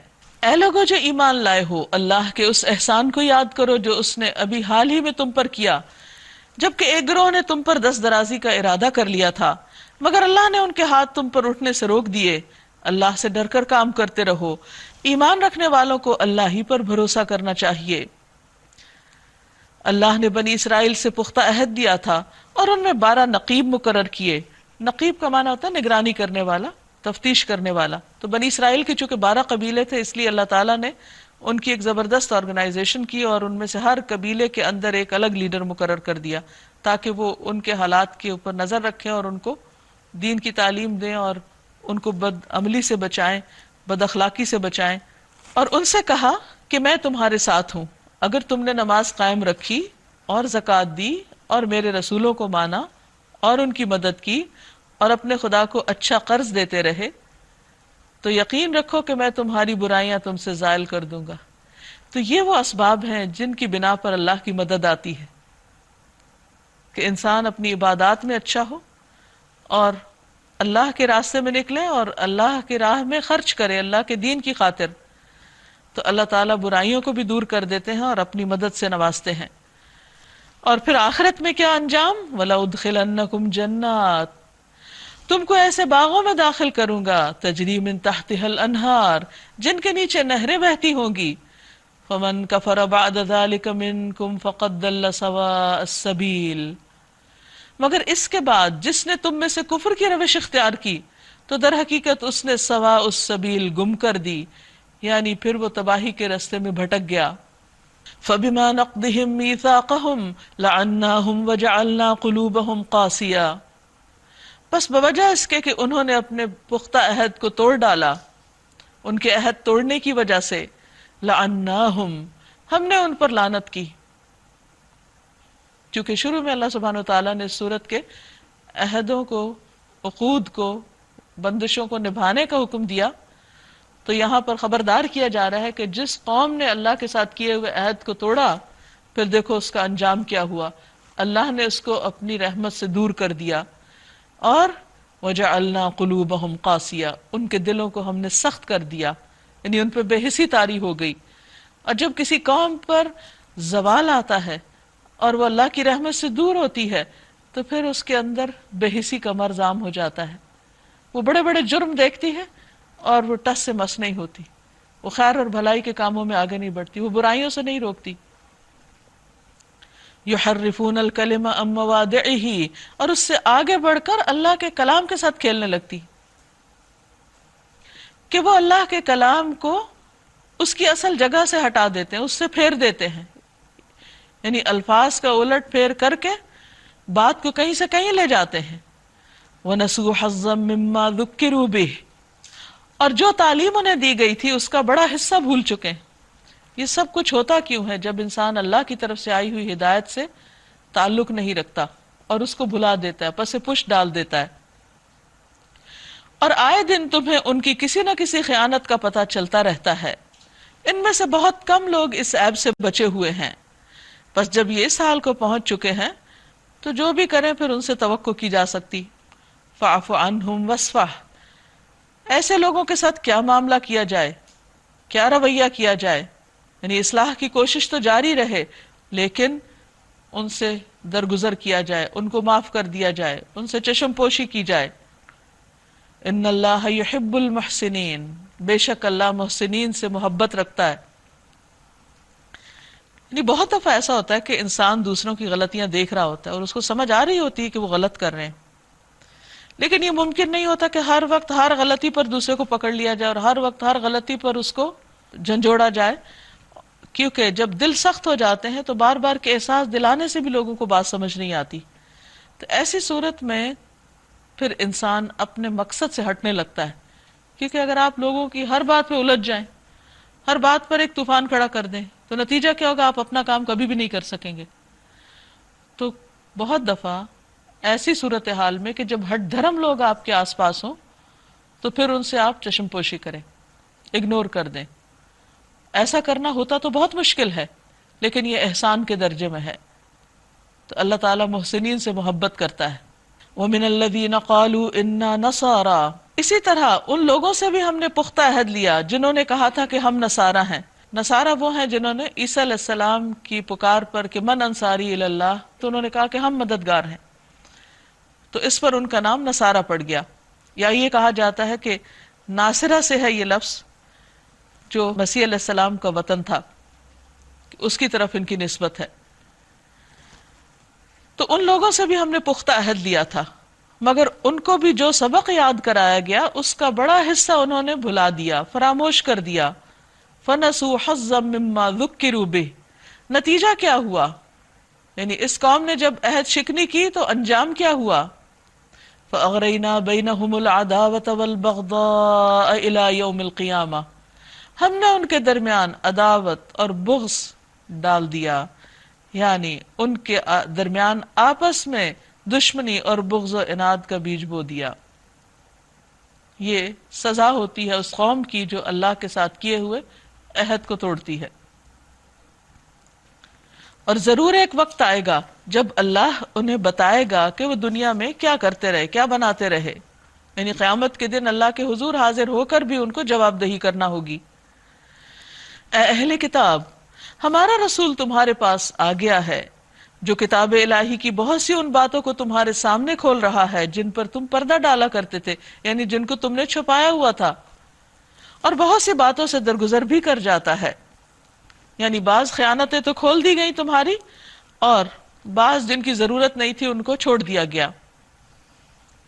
قد جاءکم من اللہ نور و کتاب مبین، تمہارے پاس اللہ کی طرف سے روشنی آ گئی ہے اور ایک ایسی حق نما کتاب جس کے ذریعے سے اللہ ان لوگوں کو جو اس کی رضا کے طالب ہیں سلامتی کے طریقے بتاتا ہے۔ یعنی یہ کتاب قرآن مجید لوگوں کو اللہ کی رضامندی اور سلامتی کی راہوں پر لے جاتا ہے۔ وَيُخْرِجُهُم مِّنَ الظُّلُمَاتِ إِلَى النُّورِ، اور ان کو اپنے اذن سے اندھیروں سے نکال کر اجالے کی طرف لاتا ہے اور راہ راست کی طرف ان کی رہنمائی کرتا ہے۔ لَقَدْ كَفَرَ الَّذِينَ قَالُوا إِنَّ اللَّهَ هُوَ الْمَسِيحُ ابْنُ مَرْيَمَ، یقیناً کفر کیا ان لوگوں نے جنہوں نے کہا کہ مسیح ابن مریم ہی خدا ہے، یعنی مسیح علیہ السلام کو معبود بنا ڈالا۔ قُلْ فَمَن يَمْلِكُ مِنَ اللَّهِ شَيْئًا إِنْ أَرَادَ أَن يُهْلِكَ الْمَسِيحَ ابْنَ مَرْيَمَ وَأُمَّهُ وَمَن فِي الْأَرْضِ جَمِيعًا، کہہ دیجئے اگر اللہ مسیح ابن مریم کو اور اس کی والدہ اور تمام زمین والوں کو ہلاک کر دینا چاہے تو کس کی مجال ہے کہ اس کو اس ارادے سے باز رکھے؟ اللہ تو زمین اور آسمانوں کا اور ان سب چیزوں کا مالک ہے جو زمین اور آسمانوں کے درمیان پائی جاتی ہیں۔ جو کچھ چاہتا ہے پیدا کرتا ہے اور اس کی قدرت ہر چیز پر حاوی ہے، لہذا جو رب اپنی مرضی کے ساتھ کسی بھی چیز کو پیدا کرتا ہے، اس کو ایک خاص رنگ، شکل، ذائقہ، خوشبو دی ہے، اس میں انسان اپنی مرضی سے تبدیلیاں نہیں کر سکتا، تو وہ رب کسی انسان کو کس انجام سے دوچار کرنا چاہتا ہے اس پر بھی وہ پوری طرح قادر ہے، اس کا بھی مالک ہے۔ وقالت الیہود والنصارى نحن ابناء اللہ واحباؤہ، یہود و نصارہ کہتے ہیں کہ ہم اللہ کے بیٹے ہیں اور اس کے چہیتے ہیں۔ ان سے پوچھو پھر وہ تمہارے گناہوں پر تمہیں سزا کیوں دیتا ہے؟ در حقیقت تم بھی ویسے ہی انسان ہو جیسے اور انسان اللہ نے پیدا کیے، وہ جسے چاہتا ہے معاف کرتا ہے، جسے چاہتا ہے سزا دیتا ہے۔ وَلِلَّهِ مُلْكُ السَّمَاوَاتِ وَالْأَرْضِ وَمَا بَيْنَهُمَا وَإِلَيْهِ الْمَصِيرُ، زمین و آسمان اور ان کی ساری موجودات اسی کی ملک ہیں اور اسی کی طرف سب کو واپس جانا ہے۔ اے اہل کتاب، ہمارا یہ رسول ایسے وقت تمہارے پاس آیا ہے اور دین کی واضح تعلیم تمہیں دے رہا ہے جب رسولوں کی آمد کا سلسلہ ایک مدت سے بند تھا، تاکہ تم یہ نہ کہہ سکو کہ ہمارے پاس کوئی بشارت دینے والا اور ڈرانے والا نہیں آیا۔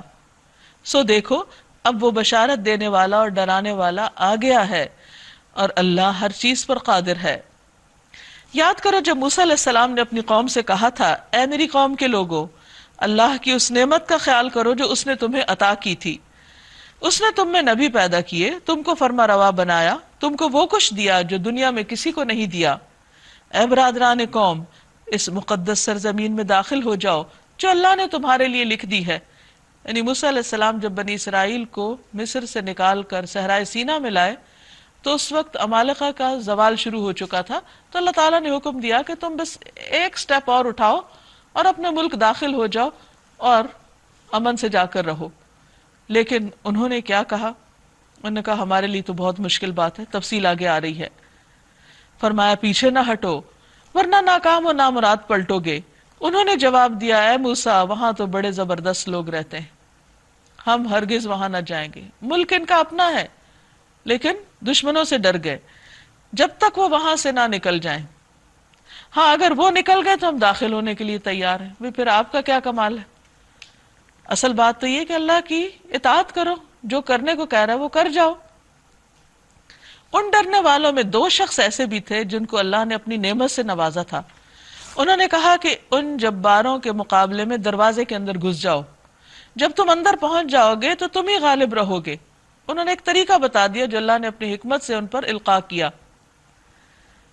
اللہ پر بھروسہ رکھو اگر تم مومن ہو، وہ ان کو انکریج کر رہے ہیں۔ اور ایمان کا یہ تقاضا ہے کہ وتواصوا بالحق وتواصوا بالصبر کیا جائے۔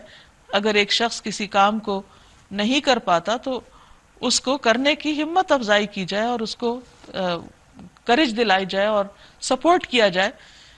تو وہ اللہ سے ڈرنے والے دو بندے ایسے تھے جو یہ کر رہے تھے، مگر بنی اسرائیل اپنی بزدلی کی وجہ سے مان کے نہیں دے رہے تھے۔ لیکن انہوں نے پھر یہی کہا، اے موسیٰ ہم تو وہاں کبھی نہ جائیں گے۔ اب دیکھیں صریحاً اللہ اور اس کے رسول کی نافرمانی ہو رہی ہے۔ جب تک وہ وہاں موجود ہے ہم نہ جائیں گے، بس تم اور تمہارا رب دونوں جاؤ اور لڑو، ہم یہاں بیٹھے ہیں۔ اب ہٹ درمی کی انتہا ہے۔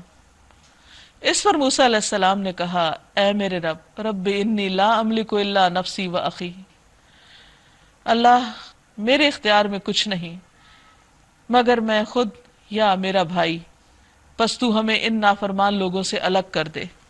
اللہ نے جواب دیا، اچھا تو وہ ملک 40 سال تک ان پہ حرام ہے۔ یہ نافرمانی کی سزا ان کو ملی۔ اب مصر سے بھی نکل چکے تھے اور اپنا ملک بھی، اس کا دروازہ بھی بند، لہٰذا اب ان کے لیے اور کچھ نہ تھا سوائے اس کے کہ وہ صحرا میں زندگی بسر کریں۔ اب ہوا یہ کہ 40 سال تک ان کی نسل میں جو 20 سال کے اوپر کے جتنے لوگ تھے وہ سب ایلیمنیٹ ہو گئے، سب ختم ہو گئے، اور ایک نئی نسل پر کے تیار ہوئی جو 40 سال صحرا میں رہی، اور پھر یوشع بن نون کی قیادت میں ان لوگوں نے اپنا ملک فتح کیا۔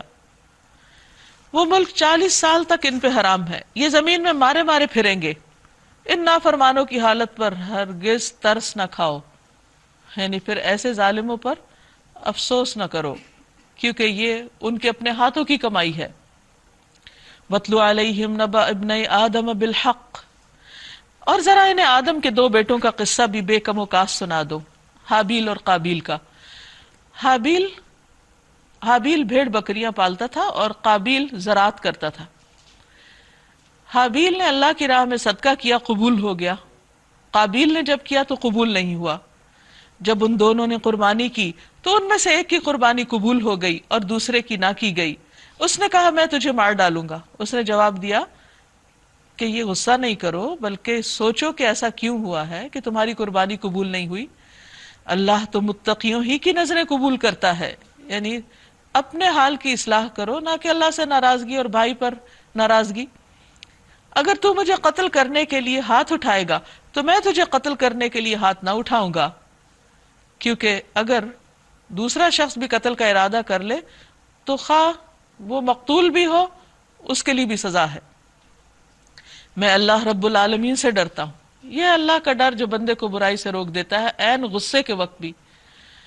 میں چاہتا ہوں کہ میرا اور اپنا گناہ تو ہی سمیٹ لے. یہ سمجھانے کے لیے ایک طرح سے اس کو کہا اور دوزخی بن کے رہے. نہیں، یاد رکھو اگر تم نے ایسا کیا تو انجام ہولناک ہے. ظالموں کے ظلم کا یہی ٹھیک بدلہ ہے. آخر کار اس کے نفس نے اپنے بھائی کا قتل اس کے لیے آسان کر دیا اور وہ اسے مار کر ان لوگوں میں شامل ہو گیا جو نقصان اٹھانے والے ہیں. اور یہ پہلا قتل تھا جو اس زمین پر پیش آیا. فبعث اللہ غرابا یبحث فی الارض، پھر اللہ نے ایک کوا بھیجا جو زمین کھودنے لگا، کیونکہ اس سے پہلے کبھی کوئی فوت ہی نہیں ہوا تھا، انسان کو دفنانا ہی نہیں آتا تھا.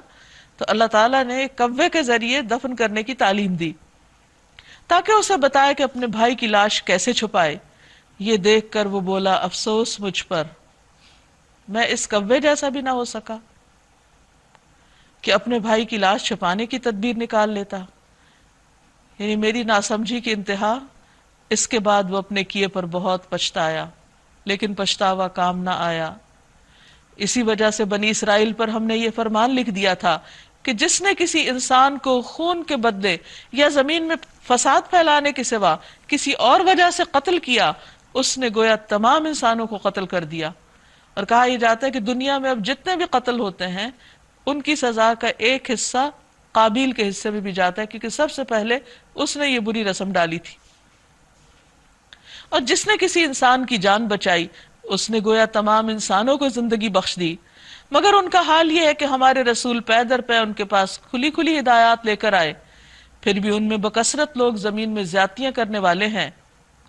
جو لوگ اللہ اور اس کے رسول سے لڑتے ہیں اور زمین میں اس لیے تگ و دو کرتے پھرتے ہیں کہ فساد برپا کریں، یعنی امن عامہ خراب کرتے ہیں، ان کی سزا یہ ہے کہ قتل کیے جائیں یا سولی چڑھائے جائیں یا ان کے ہاتھ اور پاؤں مخالف سمتوں سے کاٹ ڈالے جائیں یا وہ جلا وطن کر دیے جائیں. یعنی اگر کسی ملک کے اندر لوگ فتنہ فساد کریں تو یہ ان کی سزا بتائی جا رہی ہے. یا ان کے ہاتھ پاؤں مخالف سمتوں سے کاٹ ڈالے جائیں یا وہ جلا وطن کر دیے جائیں. یہ ذلت اور رسوائی تو ان کے لیے دنیا میں ہے اور آخرت میں ان کے لیے اس سے بڑی سزا ہے. مگر جو لوگ توبہ کر لیں اس سے پہلے کہ تم ان پر قابو پا جاؤ، تمہیں معلوم ہونا چاہیے کہ اللہ معاف کرنے والا اور رحم فرمانے والا ہے. یا ایھا الذین آمنوا اتقوا اللہ وابتغوا الیہ الوسیلہ وجاہدوا فی سبیلہ لعلکم تفلحون. اے لوگو جو ایمان لائے ہو، اللہ سے ڈرو اور اس کی جناب میں باریابی کا ذریعہ تلاش کرو. انسان کے لیے سب سے اعلیٰ ترین کام اللہ کا قرب حاصل کرنا ہے. یہ انسان کی سب سے بڑی تمنا ہونی چاہیے کہ اس کائنات کے مالک کے سب سے قریب ہو جائے. اس سے بڑا کوئی کام نہیں، اس کو راضی کر دے، اس سے بڑی کوئی سعادت نہیں. لیکن وہ کیسے راضی ہوتا ہے؟ جو انسان یہ چاہے گا پھر وہ ان کاموں کو تلاش کرے گا کہ میں کروں کیا کہ اپنے رب کو راضی کر دوں. اس کے لیے کیا ذریعہ، کیا طریقہ، کیا وسیلہ ہو. وابتغوا الیہ الوسیلہ، وہ وسیلہ، وہ طریقہ عمل صالح ہیں. وجاہدوا فی سبیلہ، اور اس کے راستے میں جد و جہد کرو، جہاد کرو. لعلکم تفلحون، تاکہ تمہیں کامیابی نصیب ہو جائے. یعنی جو اللہ کا قرب چاہے گا وہ امن چین سے نہیں بیٹھ سکے گا، پھر وہ سخت محنت کرے گا، سخت مشقت کرے گا، اللہ کو راضی کرنے والے کام کرے گا. ہر اس کام سے اس کو دلچسپی ہوگی جس سے اس کا رب اس سے خوش ہو جائے. خوب جان لو کہ جن لوگوں نے کفر کا رویہ اختیار کیا ہے، اگر ان کے قبضے میں ساری زمین کی دولت ہو اور اتنی ہی اس کے ساتھ اور اور وہ چاہیں کہ اسے فدیہ میں دے کر قیامت کے دن عذاب سے بچ جائیں، تب بھی وہ ان سے قبول نہ کی جائے گی اور انہیں دردناک سزا مل کر رہے گی۔ وہ چاہیں گے کہ دوزخ کی آگ سے نکل بھاگیں مگر نہ نکل سکیں گے، اور انہیں قائم رہنے والا عذاب دیا جائے گا۔ والسارق والسارقہ، اور چور خواہ مرد ہو یا عورت، فاقطعوا ایدیہما، ان دونوں کے ہاتھ کاٹ ڈالو، جزاء بما کسبا، یہ بدلہ ہے اس کمائی کا جو انہوں نے کی، نکالا من اللہ، اللہ کی طرف سے عبرتناک سزا، واللہ عزیز حکیم، اور اللہ زبردست ہے، حکمت والا ہے۔ چور جب چوری کرتا ہے تو وہ مومن نہیں رہتا، ایمان کے منافی عمل ہے۔ کسی کا مال اس کی مرضی کے بغیر اٹھانا، چاہے اس کے پیچھے یا اس کے سامنے، سامنے ہو تو ڈاکہ یا غصب ہوتا ہے اور پیچھے ہو تو چوری ہوتا ہے، اس کی علم کے بغیر۔ یہ ایک بہت بڑا جرم ہے، کبیرہ گناہ ہے، اس سے انسانوں کے حقوق پر زد پڑتی ہے۔ تو اللہ سبحانہ وتعالیٰ نے مظلوم کے حق کی حفاظت کے لیے اور چوری کا آئندہ دروازہ بند کرنے کے لیے ایسی سزا تجویز کی کہ جس سے دوسرے دیکھ کر ہی ڈر جائیں۔ ظاہر ہے کہ اگر کسی کا ہاتھ کسی معاشرے میں کٹا ہوا ہوگا تو انسان کو فوراً یاد آ جائے گا کہ اگر میں نے ایسا کوئی کام کیا تو میرے ساتھ بھی یہ سلوک نہ ہو، کیونکہ ہاتھ انسان کے لیے ایک بہت بڑا مددگار ہے، آلہ ہے اس کے لیے بہت سے کام کرنے کا۔ بہت سے لوگ اس سزا کو ظالمانہ کہتے ہیں، لیکن حیرت ہوتی ہے کہ جو لوگ ظالم کا ساتھ دیں اور ان کو سزا دینے کی مخالفت کریں اور مظلوم کے حق کی ان کو فکر نہ ہو، کیا وہ خود ظلم نہیں کر رہے؟ ظلم تو یہ ہے کہ جس پہ ظلم کیا گیا اس کی مدد نہ کی جائے۔ واللہ عزیز حکیم، اور اللہ زبردست ہے، حکمت والا ہے۔ فمن تاب من بعد ظلمہ، تو جو اپنے ظلم کے بعد توبہ کر لے، وہ اصلح، اور اصلاح کر لے، آئندہ سے چوری سے بالکل باز آ جائے، فإن اللہ یتوب علیہ، تو بے شک اللہ اس پر مہربان ہوگا، ان اللہ غفور الرحیم، بے شک اللہ غفور الرحیم ہے۔ یعنی جب کوئی اصلاح کر لیتا ہے تو اللہ تعالیٰ کسی پر ظلم نہیں کرتا، کسی کو سزا دینے کا شوق نہیں رکھتا۔ اللہ تعالیٰ تو چاہتا یہ ہے کہ بندہ پلٹ آئے اور اصلاح ہو جائے، حالات درست ہو جائیں۔ اللہ کسی پہ ظلم نہیں کرتا۔ الم تعلم ان اللہ لہ ملک السماوات والارض، کیا تم نہیں جانتے کہ اللہ زمین و آسمان کی سلطنت کا مالک ہے؟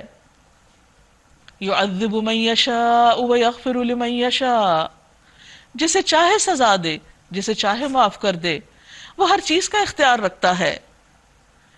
یا ایہا الرسول لا يحزنک الذین یسارعون فی الکفر، اے پیغمبر تمہارے لیے باعث رنج نہ ہوں وہ لوگ جو کفر کی راہ میں بڑی تیز گامی دکھا رہے ہیں، خواہ ان میں سے ہوں جو منہ سے کہتے ہیں ہم ایمان لائے مگر دل ان کے ایمان نہیں لائے، یا ان میں سے ہوں جو یہودی بن گئے جن کا حال یہ ہے کہ جھوٹ کے لیے کان لگاتے ہیں، اور دوسرے لوگوں کی خاطر جو تمہارے پاس کبھی نہیں آئے سن گن لیتے پھرتے ہیں، یعنی وہ آپ کی مجلسوں میں خاص مقصد کے لیے حاضر ہوتے ہیں۔ کتاب اللہ کے الفاظ کو ان کا صحیح محل متعین ہونے کے باوجود اصل معنی سے پھیرتے ہیں۔ یہ بہت بڑا جرم ہے کہ اللہ کی کتاب میں منمانی تبدیلی کی جائے، اور لوگوں سے کہتے ہیں اگر تمہیں یہ حکم دیا جائے تو مانو ورنہ مت مانو، جسے اللہ ہی نے فتنے میں ڈالنے کا ارادہ کر لیا ہو، اس کو اللہ کی گرفت سے بچانے کے لیے تم کچھ نہیں کر سکتے، یعنی جو خود ہی پاک نہیں ہونا چاہتا اسے کون کرے گا؟ یہ وہ لوگ ہیں جن کے دلوں کو اللہ نے پاک نہ کرنا چاہا، ان کے لیے دنیا میں رسوائی ہے اور آخرت میں سخت سزا۔ یہ جھوٹ سننے والے اور حرام کے مال کھانے والے ہیں، لہٰذا اگر یہ تمہارے پاس اپنے مقدمات لے کر آئے تو تمہیں اختیار دیا جاتا ہے کہ چاہو تو ان کا فیصلہ کرو ورنہ انکار کر دو۔ انکار کر دو تو یہ تمہارا کچھ نہیں بگاڑ سکتے، اور فیصلہ کرو تو پھر ٹھیک ٹھیک انصاف کے ساتھ کرو، یعنی ان کی پسند کا نہیں، جو حق کی بات ہے وہی، کہ اللہ انصاف کرنے والوں کو پسند کرتا ہے۔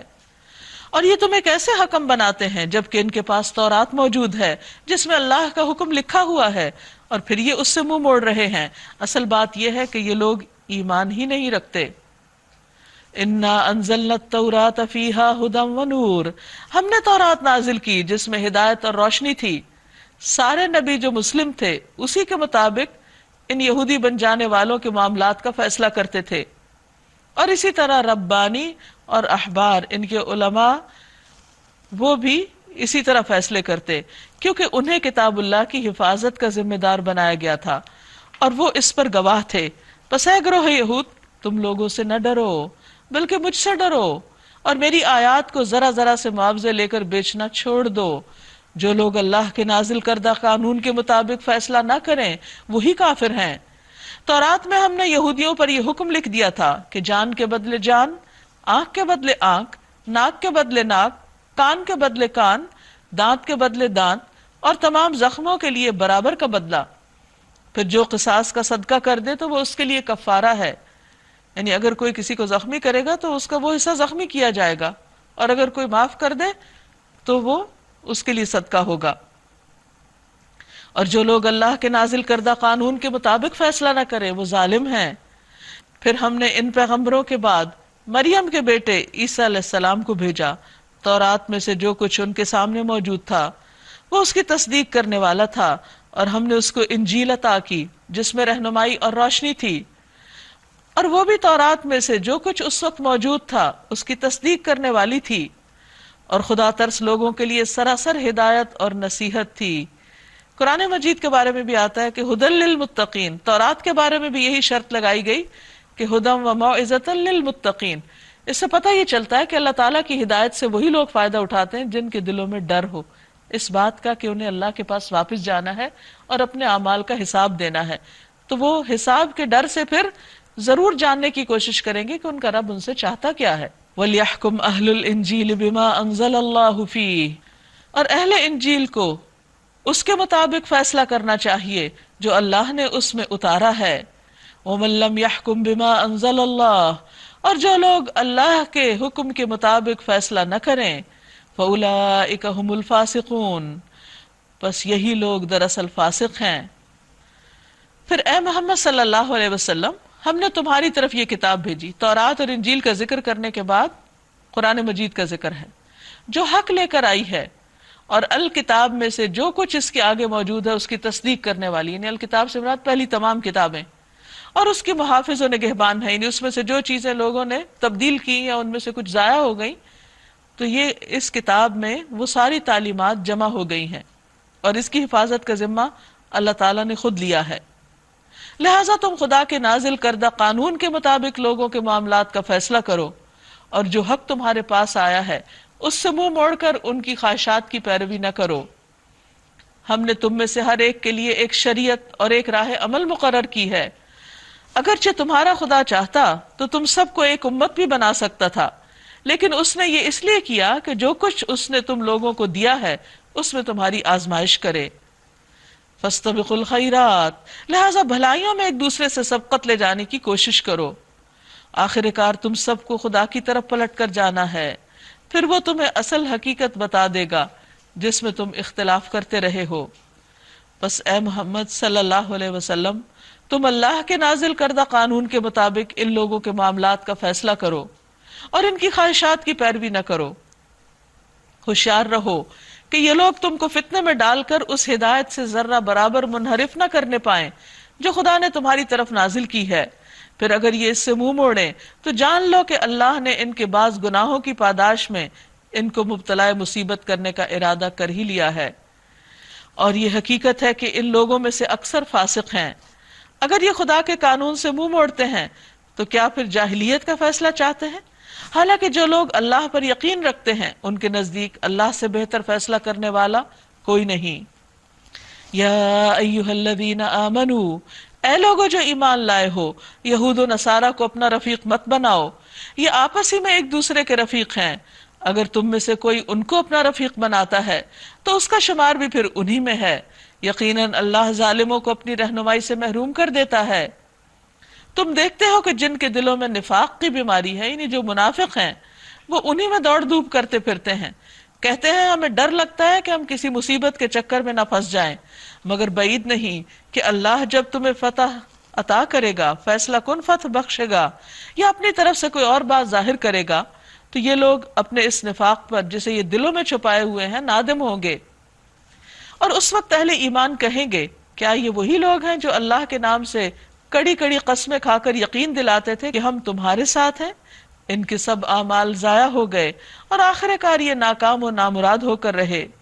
یا ایہا الذین آمنو، اے لوگو جو ایمان لائے ہو، اگر تم میں سے کوئی اپنے دین سے پھرتا ہے تو پھر جائے، اللہ اور بہت سے ایسے لوگ پیدا کر دے گا جو اللہ کو محبوب ہوں گے، اللہ ان کو محبوب ہوگا، جو مومنوں پر نرم اور کفار پر سخت ہوں گے، جو اللہ کی راہ میں جد و جہد کریں گے اور کسی ملامت کرنے والے کی ملامت سے نہ ڈریں گے۔ یہ اللہ کا فضل ہے، جسے چاہتا ہے عطا کرتا ہے، اللہ وسیع ذرائع کا مالک ہے اور سب کچھ جانتا ہے۔ انما ولیکم اللہ ورسولہ والذین آمنوا الذین یقیمون الصلاة ویؤتون الزکاة وہم راکعون۔ تمہارے رفیق، تمہارے دوست تو در حقیقت صرف اللہ اور اس کا رسول اور وہ اہل ایمان ہیں جو نماز قائم کرتے ہیں، زکوٰۃ دیتے ہیں اور اللہ کے آگے جھکنے والے ہیں، اور جو اللہ اور اس کے رسول اور اہل ایمان کو اپنا رفیق بنا لے، اسے معلوم ہو کہ اللہ کی جماعت ہی غالب رہنے والی ہے۔ اے لوگو جو ایمان لائے ہو، تم سے پہلے اہل کتاب میں سے جن لوگوں نے تمہارے دین کو مذاق اور تفریح کا سامان بنا لیا ہے، انہیں اور دوسرے کافروں کو اپنا دوست اور رفیق نہ بناؤ، یعنی دین کا مذاق اڑانے والوں کو اپنا دوست مت بناؤ۔ اللہ سے ڈرو اگر تم مومن ہو۔ جب تم نماز کے لیے منادی کرتے ہو تو وہ اس کا مذاق اڑاتے ہیں، یعنی آذان کا مذاق اڑاتے ہیں، جس میں کیا کہا جاتا ہے کہ اللہ سب سے بڑا ہے، اور اس سے کھیلتے ہیں، یعنی اس کے الفاظ کو ادھر ادھر الٹ پلٹ کرتے ہیں۔ اس کی وجہ یہ ہے کہ وہ عقل نہیں رکھتے، یعنی جو عقل مند انسان ہو وہ کسی کے بھی مذہبی شعار کا مذاق نہیں اڑا سکتا۔ یہ جہالت اور نادانی میں مبتلا ہے، تو مسلمانوں سے اختلاف رکھنے کی وجہ سے اللہ کے نام کو بھی مذاق میں لے لیتے ہیں۔ ان سے کہو اے اہل کتاب، تم جس بات پر ہم سے بگڑے ہو وہ اس کے سوا اور کیا ہے کہ ہم اللہ پر اور اس دین کی اس تعلیم پر ایمان لے آئے ہیں جو ہماری طرف نازل ہوئی اور ہم سے پہلے بھی نازل ہوئی تھی، یعنی کوئی نئی بات نہیں، یہ تو یہی تعلیمات تمہاری طرف بھی آئی تھیں، اور تم میں سے اکثر لوگ فاسق ہیں۔ پھر کہو کیا میں ان لوگوں کی نشاندہی کروں جن کا انجام خدا کے ہاں فاسقوں کے انجام سے بھی بدتر ہے؟ وہ جن پر خدا نے لعنت کی، جن پر اس کا غضب ٹوٹا، جن میں سے بندر اور سور بنائے گئے، جنہوں نے طاغوت کی بندگی کی، ان کا درجہ اور بھی زیادہ برا ہے، اور وہ سوا السبیل سے بہت زیادہ بھٹکے ہوئے ہیں، یعنی سیدھے رستے سے بہت دور نکل چکے ہیں۔ جب یہ تم لوگوں کے پاس آتے ہیں تو کہتے ہیں کہ ہم ایمان لائے، حالانکہ کفر لیے ہوئے آئے تھے اور کفر لیے ہوئے ہی واپس گئے، اور اللہ خوب جانتا ہے جو کچھ یہ دلوں میں چھپائے ہوئے ہیں۔ تم دیکھتے ہو کہ ان میں سے بکثرت لوگ گناہ اور ظلم اور زیادتی کے کاموں میں دوڑ دھوپ کرتے پھرتے ہیں اور حرام کے مال کھاتے ہیں۔ بہت بری حرکات ہیں جو یہ کر رہے ہیں۔ لولا ینہاہم الربانیون والاحبار عن قولہم الاثم، ان کے علماء اور مشائخ انہیں گناہ پر زبان کھولنے اور حرام کھانے سے کیوں نہیں روکتے؟ یقیناً بہت ہی برا کارنامہ زندگی ہے جو وہ تیار کر رہے ہیں۔ یعنی یہاں علماء کی ذمہ داریاں بتائی جا رہی ہیں کہ عوام میں اگر ایسی چیزیں پائی جاتی ہوں کہ وہ دین کا مذاق اڑا رہے ہوں یا گناہ کی باتیں کر رہے ہوں یا حرام کھا رہے ہوں تو ان کو اس سے روکا جائے، اور اگر وہ نہیں روکتے تو وہ اپنے لیے بہت برا کر رہے ہیں۔ یہودی کہتے ہیں کہ اللہ کے ہاتھ بندھے ہوئے ہیں، یعنی اللہ تعالیٰ بخیل ہے، نعوذ باللہ، باندھے گئے ان کے ہاتھ، اور لعنت پڑی ان پر اس بات کی وجہ سے جو یہ کرتے ہیں۔ اللہ کے ہاتھ تو کشادہ ہیں، جس طرح چاہتا ہے خرچ کرتا ہے۔ حقیقت یہ ہے کہ جو کلام تمہارے رب کی طرف سے تم پر نازل ہوا ہے وہ ان میں سے اکثر لوگوں کی سرکشی اور باطل پرستی میں الٹے اضافے کا موجب بنا ہے۔ ہوتا یہ ہے کہ جو زمین صاف ستھری ہوتی، جب اس پر بارش پڑتی ہے تو مٹی سے بھی خوشبو آتی، پھر جب وہ پانی جذب کر لیتی تو زرخیز ہو جاتی، اگر اس میں کوئی بیج ڈالا جائے تو بہترین قسم کی اس سے پیداوار آتی۔ اس کے برعکس جو زمین خراب ہوتی، گندی ہوتی، جب اس پر پانی پڑتا ہے تو اس سے بڑاس نکلتی اور گندی بو آتی، اگر اس میں کچھ بویا جائے تو اس سے کچھ نکل کے نہیں دیتا صحیح، اور اگر کچھ نکلے بھی تو وہ پھلدار نہیں ہوتا۔ بالکل اسی طرح انسان بھی زمین کی مختلف حصوں کی طرح ہیں۔ کچھ لوگ تو پتھر کی چٹانیں ہیں کہ جن پر کچھ پڑتا ہے تو وہ ساتھ ہی بہہ جاتا ہے، اور پھر وہ چٹیل پتھر ویسے کہ ویسے، گویا انہوں نے کچھ بات سنی ہی نہ ہو۔ کچھ لوگ ایسے ہوتے ہیں کہ جو اللہ کی بات سنتے ہیں اور اس کو سمجھنے کی کوشش کرتے ہیں، اگر کچھ سمجھ نہ آئے تو اللہ کی بات کا مذاق نہیں اڑاتے، اپنی عقل کو بلیم کرتے ہیں کہ ہماری عقل میں کمی ہے جو بات نہیں سمجھ پا رہے، اور سمجھنے کے لیے مزید کوشش کرتے ہیں، اور پھر جو بات سمجھ آ جائے اس پر عمل بھی کرتے ہیں اور اس کو آگے بھی بڑھاتے ہیں، خود بھی فائدہ اٹھاتے ہیں، دوسروں کو بھی فائدہ پہنچاتے ہیں، اور یہی طرز عمل کسی مومن کا ہونا چاہیے۔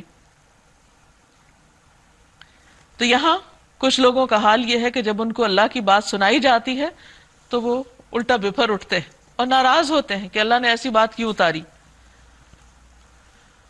تو جب ایسے لوگ اس قسم کے اعتراضات کریں تو اس قوم کا انجام کیا ہوتا ہے؟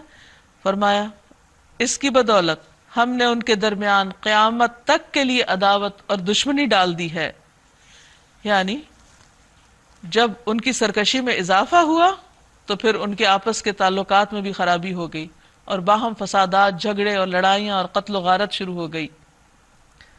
یہ انجام ہے اس قوم کا جو اللہ کی آیات کا مذاق اڑائے اور اس پر اعتراض کرے۔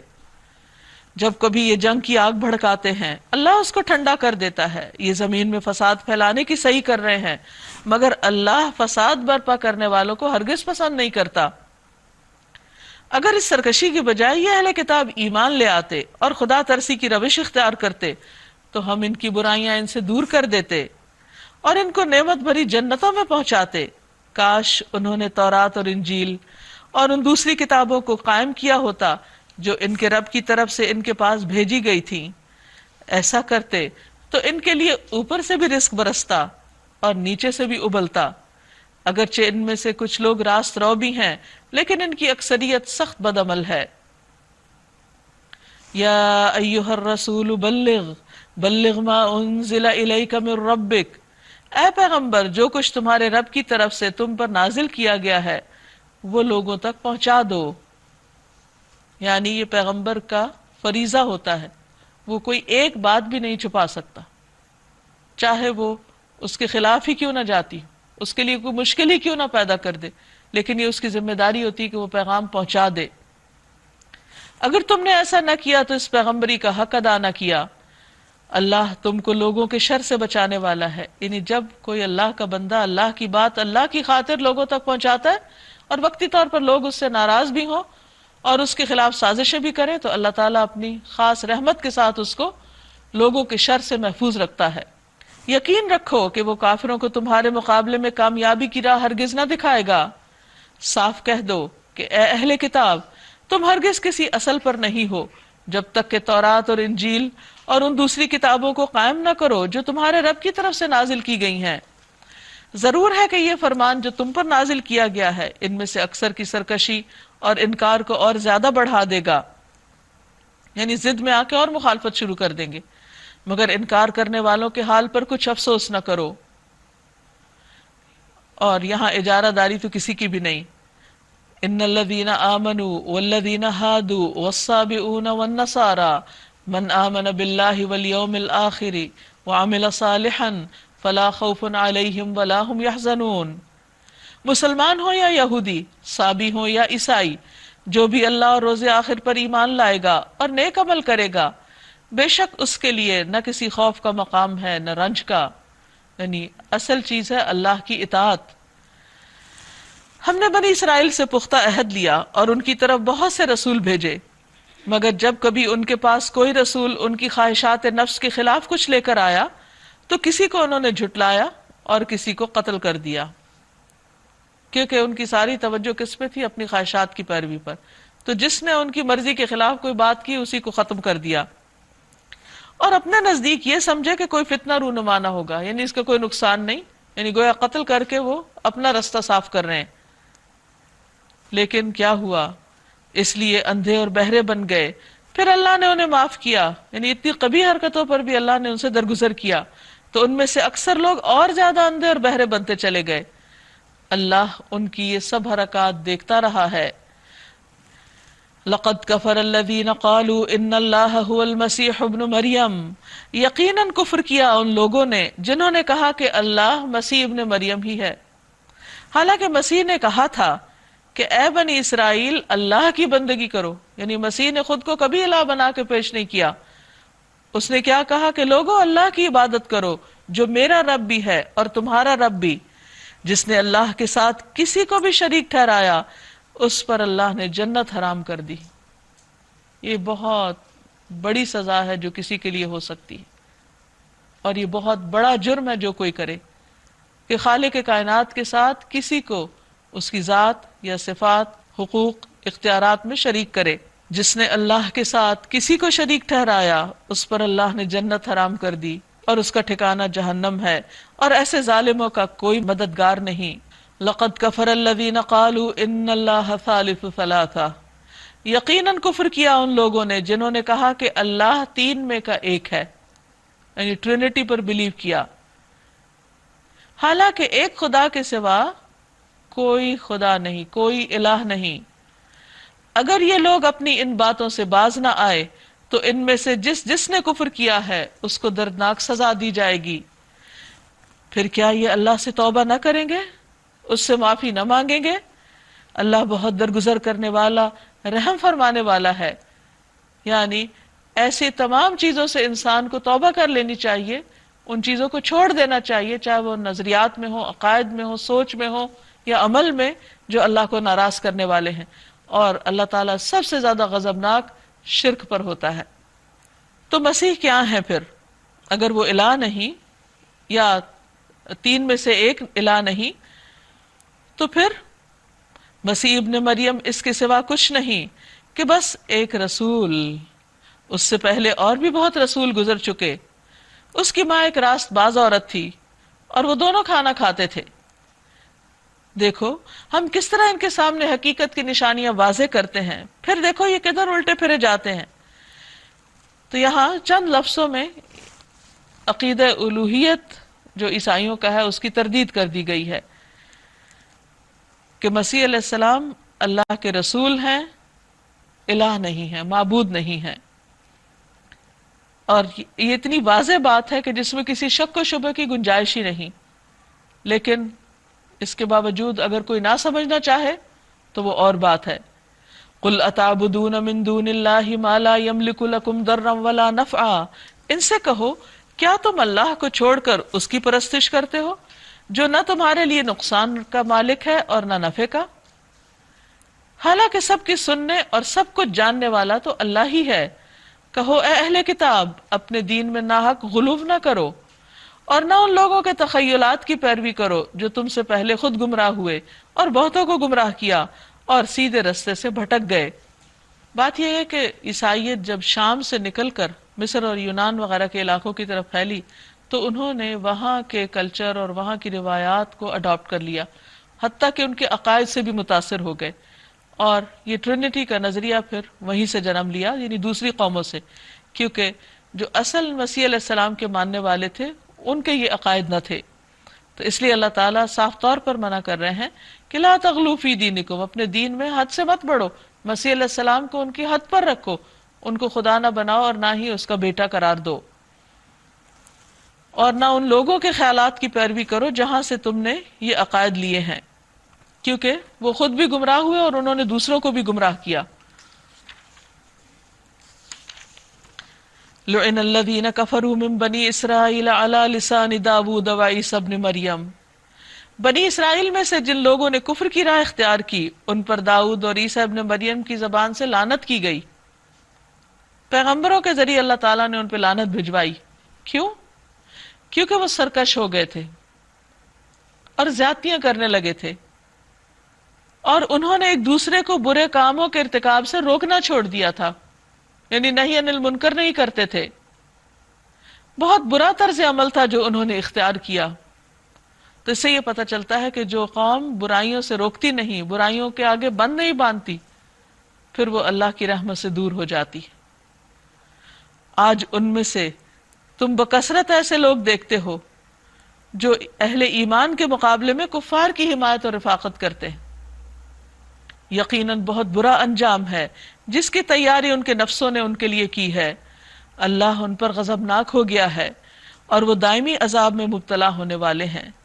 اس لیے کس قدر ضرورت ہے کہ انسان اپنی سوچوں کی اور اپنے نظریات کی اصلاح کرے اور اللہ سے توبہ کر لے۔ اگر فی الواقع یہ لوگ اللہ اور پیغمبر اور اس چیز کے ماننے والے ہوتے جو پیغمبر پر نازل ہوئی تھی تو کبھی اہل ایمان کے مقابلے میں کافروں کو اپنا دوست نہ بناتے۔ وَلَكِنَّ كَثِيرًا مِّنْهُمْ فَاسِقُونَ، لیکن ان کی اکثریت فاسق ہے۔ لَتَجِدَنَّ أَشَدَّ النَّاسِ عَدَاوَةً لِّلَّذِينَ آمَنُوا الْيَهُودَ وَالَّذِينَ أَشْرَكُوا، تم اہل ایمان کی عداوت میں، دشمنی میں سب سے زیادہ سخت یہود اور مشرکین کو پاؤ گے، اور ایمان لانے والوں کے لیے دوستی میں قریب تر ان لوگوں کو پاؤ گے جنہوں نے کہا تھا کہ ہم نصارہ ہیں۔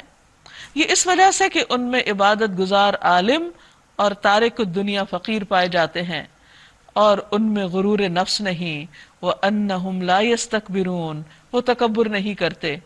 تو اللہ تعالیٰ نے جس کی جو خوبی تھی وہ بھی بیان کر دی، اور جس کے اندر جو سختی اور جو غلط چیز ہے اس کو بھی واضح کر دیا۔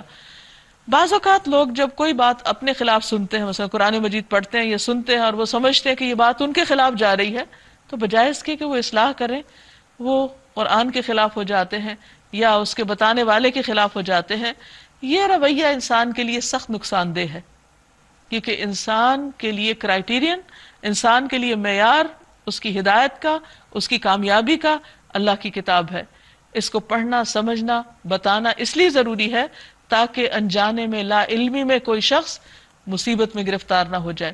اس پر ہمیں اللہ تعالیٰ کا شکر ادا کرنا چاہیے کہ اس نے یہ کتاب ہمارے لیے بھیجی تاکہ ہمیں واضح ہو جائے کہ کیا درست ہے اور کیا نہیں ہے، کون سی چیز کامیابی کی طرف لے جانے والی ہے اور کون سی چیز ناکام کرنے والی ہے۔ اس پر اوفینڈ ہونے کی بجائے انسان کو اپنی اصلاح کی فکر کرنی چاہیے۔ اللہ تعالیٰ ہمیں اس کی توفیق عطا فرمائے۔ وآخر دعوانا ان الحمد للہ رب العالمین۔ تو یہاں پر پارے کا اختتام ہوتا ہے۔ اب آپ میں سے کوئی اپنا ریفلیکشن دینا چاہے، کوئی کامنٹ کرنا چاہے، کوئی مزید بات آگے بڑھانا چاہے تو موسٹ ویلکم۔ قرآن پاک کا جو حصہ آج آپ نے بیان فرمایا اس میں یقیناً اللہ سبحانہ و تعالیٰ کی طرف سے ہر قسم کی گائیڈنس ہمیں ملی، لیکن خاص طور پر جو بات مجھے بہت اسٹرائک کی وہ ہماری قوم کے آج کل کے حالات کے حوالے سے ہے۔